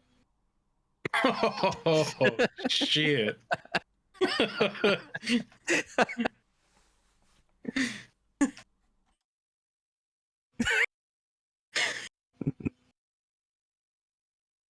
All right. All right, he's dead now. Should I sign us off? Yeah, sign us off. Okay. This has been the Higgledy podcast. Shut the cyber fuck up, you gonk, and listen to the Piggledy podcast. Wasn't Chester again, damn. I mean, good. Thank you That's for on a joining different us. button, Tommy. This is the button that sometimes has Chester on it. The Higgledy podcast. Hey. There we go, claptrap. That's what you're going to be hearing a lot when you're playing through the Borderlands games. Okay. Thank you for listening. Thank you for joining us. Make sure to like, comment, and subscribe, or do whatever the fuck you want. We can't force you to do anything, but it would make our hearts burst with joy if you did. I just want to Stay say tuned. that Alex does not speak for the organization or the company or the channel. He is speaking as an individual. Yeah. His views do not align with the company's. Okay. Sure. I'm basically just saying that I can't promise that my heart will swell with joy if someone likes, favorites, subscribes, or comments. Oh, okay. Well, First mine. time that's been in this podcast. That's strange. Don't think so. We've done it on a couple, I believe. Oh, also, Alex said that he's going to start. This episode, sorry. Oh, yeah. Alex said that he's going to start editing short clips, and they're going to be called Higgy Piggy Shorts or something along those lines. And Alex said that he was going to do that. He's taking full responsibility for that. I can do that. I mean, if you want to send me the file, Pete, I can do that. No, you can download it off of YouTube, buddy. Oh, can you? Yep. Oh, okay. I'll do that. I didn't even know that was a feature, honestly. Yep, it's in the video manager. You can re-download your videos. Oh, sweet. Okay. I can get that done. Yeah. Let me be lazy / dead. I mean, you're still gonna have to edit the whole thing. I'm just gonna That's pull what you think. selections. I'm just gonna upload the raw file. No editing, baby. Okay. We didn't say anything offensive this week, so there is that. We've never said anything offensive on the channel. What are you talking about? Good point. Well, anyway, this is the end. Goodbye. That's an alright film that I like that Tommy directed. Oh, also, we discovered Tommy shares the same birthday as Edgar Wright, his lookalike. That was pretty dope. Yeah. Look alike. Yeah. But / Tommy is the alter of Edgar Wright. But stay tuned for more shit. Thank you for watching. Goodbye. Goodbye. I did not appreciate what you just did to the camera, Tommy. What did I do? It was just Staring at the ring. yeah, but it was a very creepy angle with the little finger waddle. It was didn't Finger waddle. Didn't appreciate it. Is this better? Yes. Do you like this, Pete? No. Do you like this, viewer? Do I like this viewer? There was a comma there. Oh, view, comma, Viewer. No, you know what I mean, man. You know what I mean. I genuinely don't know what you mean. I was Like, talking, you I was know, talking people to that- the 3 people that watch this. One person who made it this far, which is you editing it. Again, you assume too much. Yeah. point. By the way, I'm still rolling. This is all content, baby. Yeah. This is the awkward bit at the end that we always get to. Bye. Bye. Alex, you did 2 shit outros in this episode. Thank you. I'm still recording. Means a lot to me. Go for a third. Go for the gold. Thanks for watching. Like and subscribe and comment and all that jazz and goodbye. That's why I fired this guy.